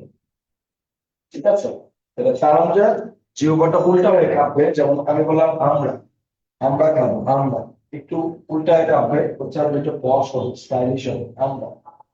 আচ্ছা, আর র যখন হবে আমার, বাবার, বাজার, চাচার, এরকম র জিহ্বার আগে কাঁপবে। যেমন অনেক সময় এরকম অনেকে বলে চানাচুর, চানা চুর। যখন চুর বলে তখন এই যে রয়ের আগাটা কাঁপে না, এটা হলো জিহ্বার অগ্রভাগের কম্পন। তখন সেটা হয় কম্পনচাপ। বিচার হয় কম্পনচাপ। ল একটা ধ্বনি আছে, এটা বলে পার্শ্বিক ধ্বনি। তুমি যদি জিভ উচ্চারণ করো ল, বলো তো ল, দেখবো যে তোমার জিভটা দাঁতে লাগে আর দুই পাশ দিয়ে বাতাস বেরিয়ে যাচ্ছে। ল, এরকম হয়। তরল বর্ণ আছে দুইটা, যেটা একদম ক্রিস্টাল ভাবে উচ্চারিত হয়, পানির মতো সহজ ভাবে উচ্চারিত হয়, র আর ল। র, ল, কোনো বাধা বাধা কিছুই পাচ্ছে না। আর অনুসার বিসর্গ চন্দ্রবিন্দু এগুলোকে বলা হয় পরাশ্রয়ী বর্ণ। আর এই বর্ণগুলা নিজেদের কোনো পাওয়ার নাই শব্দ গঠন করার, ওরা অন্য শব্দের পাশে বসে অর্থ দিতে পারে। এই হলো আজকের ক্লাসের ম্যাটার। আমরা এক ক্লাসে মোটামুটি লেকচার ওয়ান কভার করে দিচ্ছি। তো যাই হোক, আশা করি তোমরা সবাই বুঝছো। এবং এখানে যে বিষয়গুলো তোমাদের কনফিউশন আছে, আহ কনফিউশন আছে, সেগুলো তোমরা আবার ক্লাসটা, এই রেকর্ড ক্লাস থেকে দেখে ওই জায়গায় দিতে পারবে। একজন একটা কোশ্চেন করছে যে ভাইয়া র কে যদি তারজ্জত না বলে ধ্বনিও তো বলা যাবে, মানে তারজ্জত ধ্বনি বা তারজ্জত বর্ণ ওই একই কথা। হ্যাঁ, তারজ্জত ধ্বনি বা তারজ্জত বর্ণ কোনো সমস্যা নেই। কম্পনজাত ধ্বনি, কম্পনজাত বর্ণ ওই একই কথা। ঠিক আছে, তাহলে তোমরা সবাই ভালো থাকো, সুস্থ থাকো। অনেক ক্লাস করছি। কারো কোনো ক্লাসে কোনো কিছুতে ইস্যু থাকলে তোমরা রেকর্ড গুলো আবার দেখো। রেকর্ড গুলা তোমরা হচ্ছে যে দেখে এখান থেকে প্রবলেম গুলা ক্যাপচার করতে পারবে। আচ্ছা, একজন হচ্ছে ভাইয়া বাংলাতে কোশ্চেন কয়টা থাকবে? মানবিকের ইউনিটে থাকবে 15টা, কমার্সের থাকবে 12টা।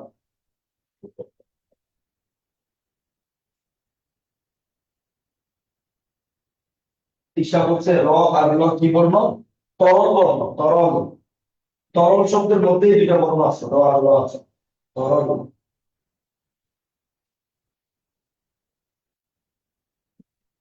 ঠিক আছে গাইস, আমি তোমাদের কোশ্চেন নিব নেক্সট ক্লাসে। তোমাদের আগে এই লেকচারটা পড়ো, এরপর তোমাদের কোশ্চেন এগুলো নিয়ে সমস্যা নেই।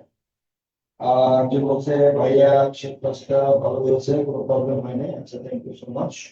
আর হচ্ছে ভাইয়া ফার্স্ট সেকেন্ড দুইটা মিলে বার, হ্যাঁ ফার্স্ট পেপার সেকেন্ড পেপার দুইটা মিলে বার আসবে অবশ্যই। মানবিক আসবে 15। আর তারপরে তোমাদের বাগধারা সমার্থক বিপরীত এগুলো পড়তে হবে। এগুলা কিভাবে কিভাবে কি করবে এগুলোর জন্য আমরা তোমাদেরকে কিছু ম্যাটেরিয়াল দিয়ে দিব। তোমাদের অনলাইন যে গ্রুপ আছে সেই গ্রুপের মধ্যে পড়বা। আর বিভিন্ন বাংলা বইটা যাদের কাছে আছে তাদের তো আর ম্যাটেরিয়াল দেওয়ার কিছু নাই। তোমরা হচ্ছে চ্যাপ্টার থেকে বাগধারা সমার্থক বিপরীত এগুলো পড়তে থাকো। ঠিক আছে সবাই, তাহলে আজকে আর কথা না হয়। রাইসা বলছে ভাইয়া মোবাইল নাম্বার দেখতে দেন। আচ্ছা ঠিক আছে, আমি আমার নাম্বারটা দিচ্ছি, তোমরা সন্ধ্যার পরে যেটা ক্লাস করার মতো 7টা পর্যন্ত ক্লাস, এখন আমি এলাকায় গিয়ে আবার একটা ভিজিট করাবো। তো একদম রাতে মোটামুটি ফ্রি হয় ধরো 9টা 10টার দিকে, প্রয়োজন হোয়াটসঅ্যাপে আমাকে নক দিয়ে রাখতে পারো বা মেসেজ দিয়ে রাখতে পারো, আমি ফ্রি হলে দেন তোমার সাথে কমিউনিকেশন করবো, ঠিক আছে? আচ্ছা ঠিক আছে, আমি নাম্বারটা দিয়ে দিচ্ছি।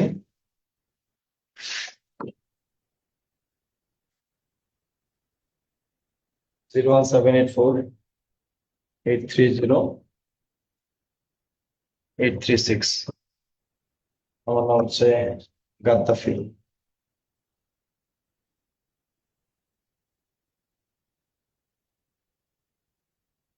ঠিক আছে, থ্যাংক ইউ সো মাচ।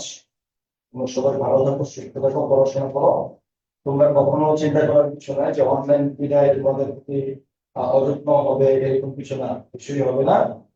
তোমরা ভালো সার্ভিসে দেওয়া 2020 সালে করোনা হয়েছে, এমন অনেক স্টুডেন্ট ছিল, যেমন অনিন্দ আল আলিফ, সে হচ্ছে যে 2020 সালে 10ম হয়েছিল ঢাকা বিশ্ববিদ্যালয়। সে সায়েন্স থেকে আমাদের কাছে অনলাইনে পড়ছে একদিনের জন্য, কোনোদিন একদিনের জন্য সে অনলাইনে করতে পারবে।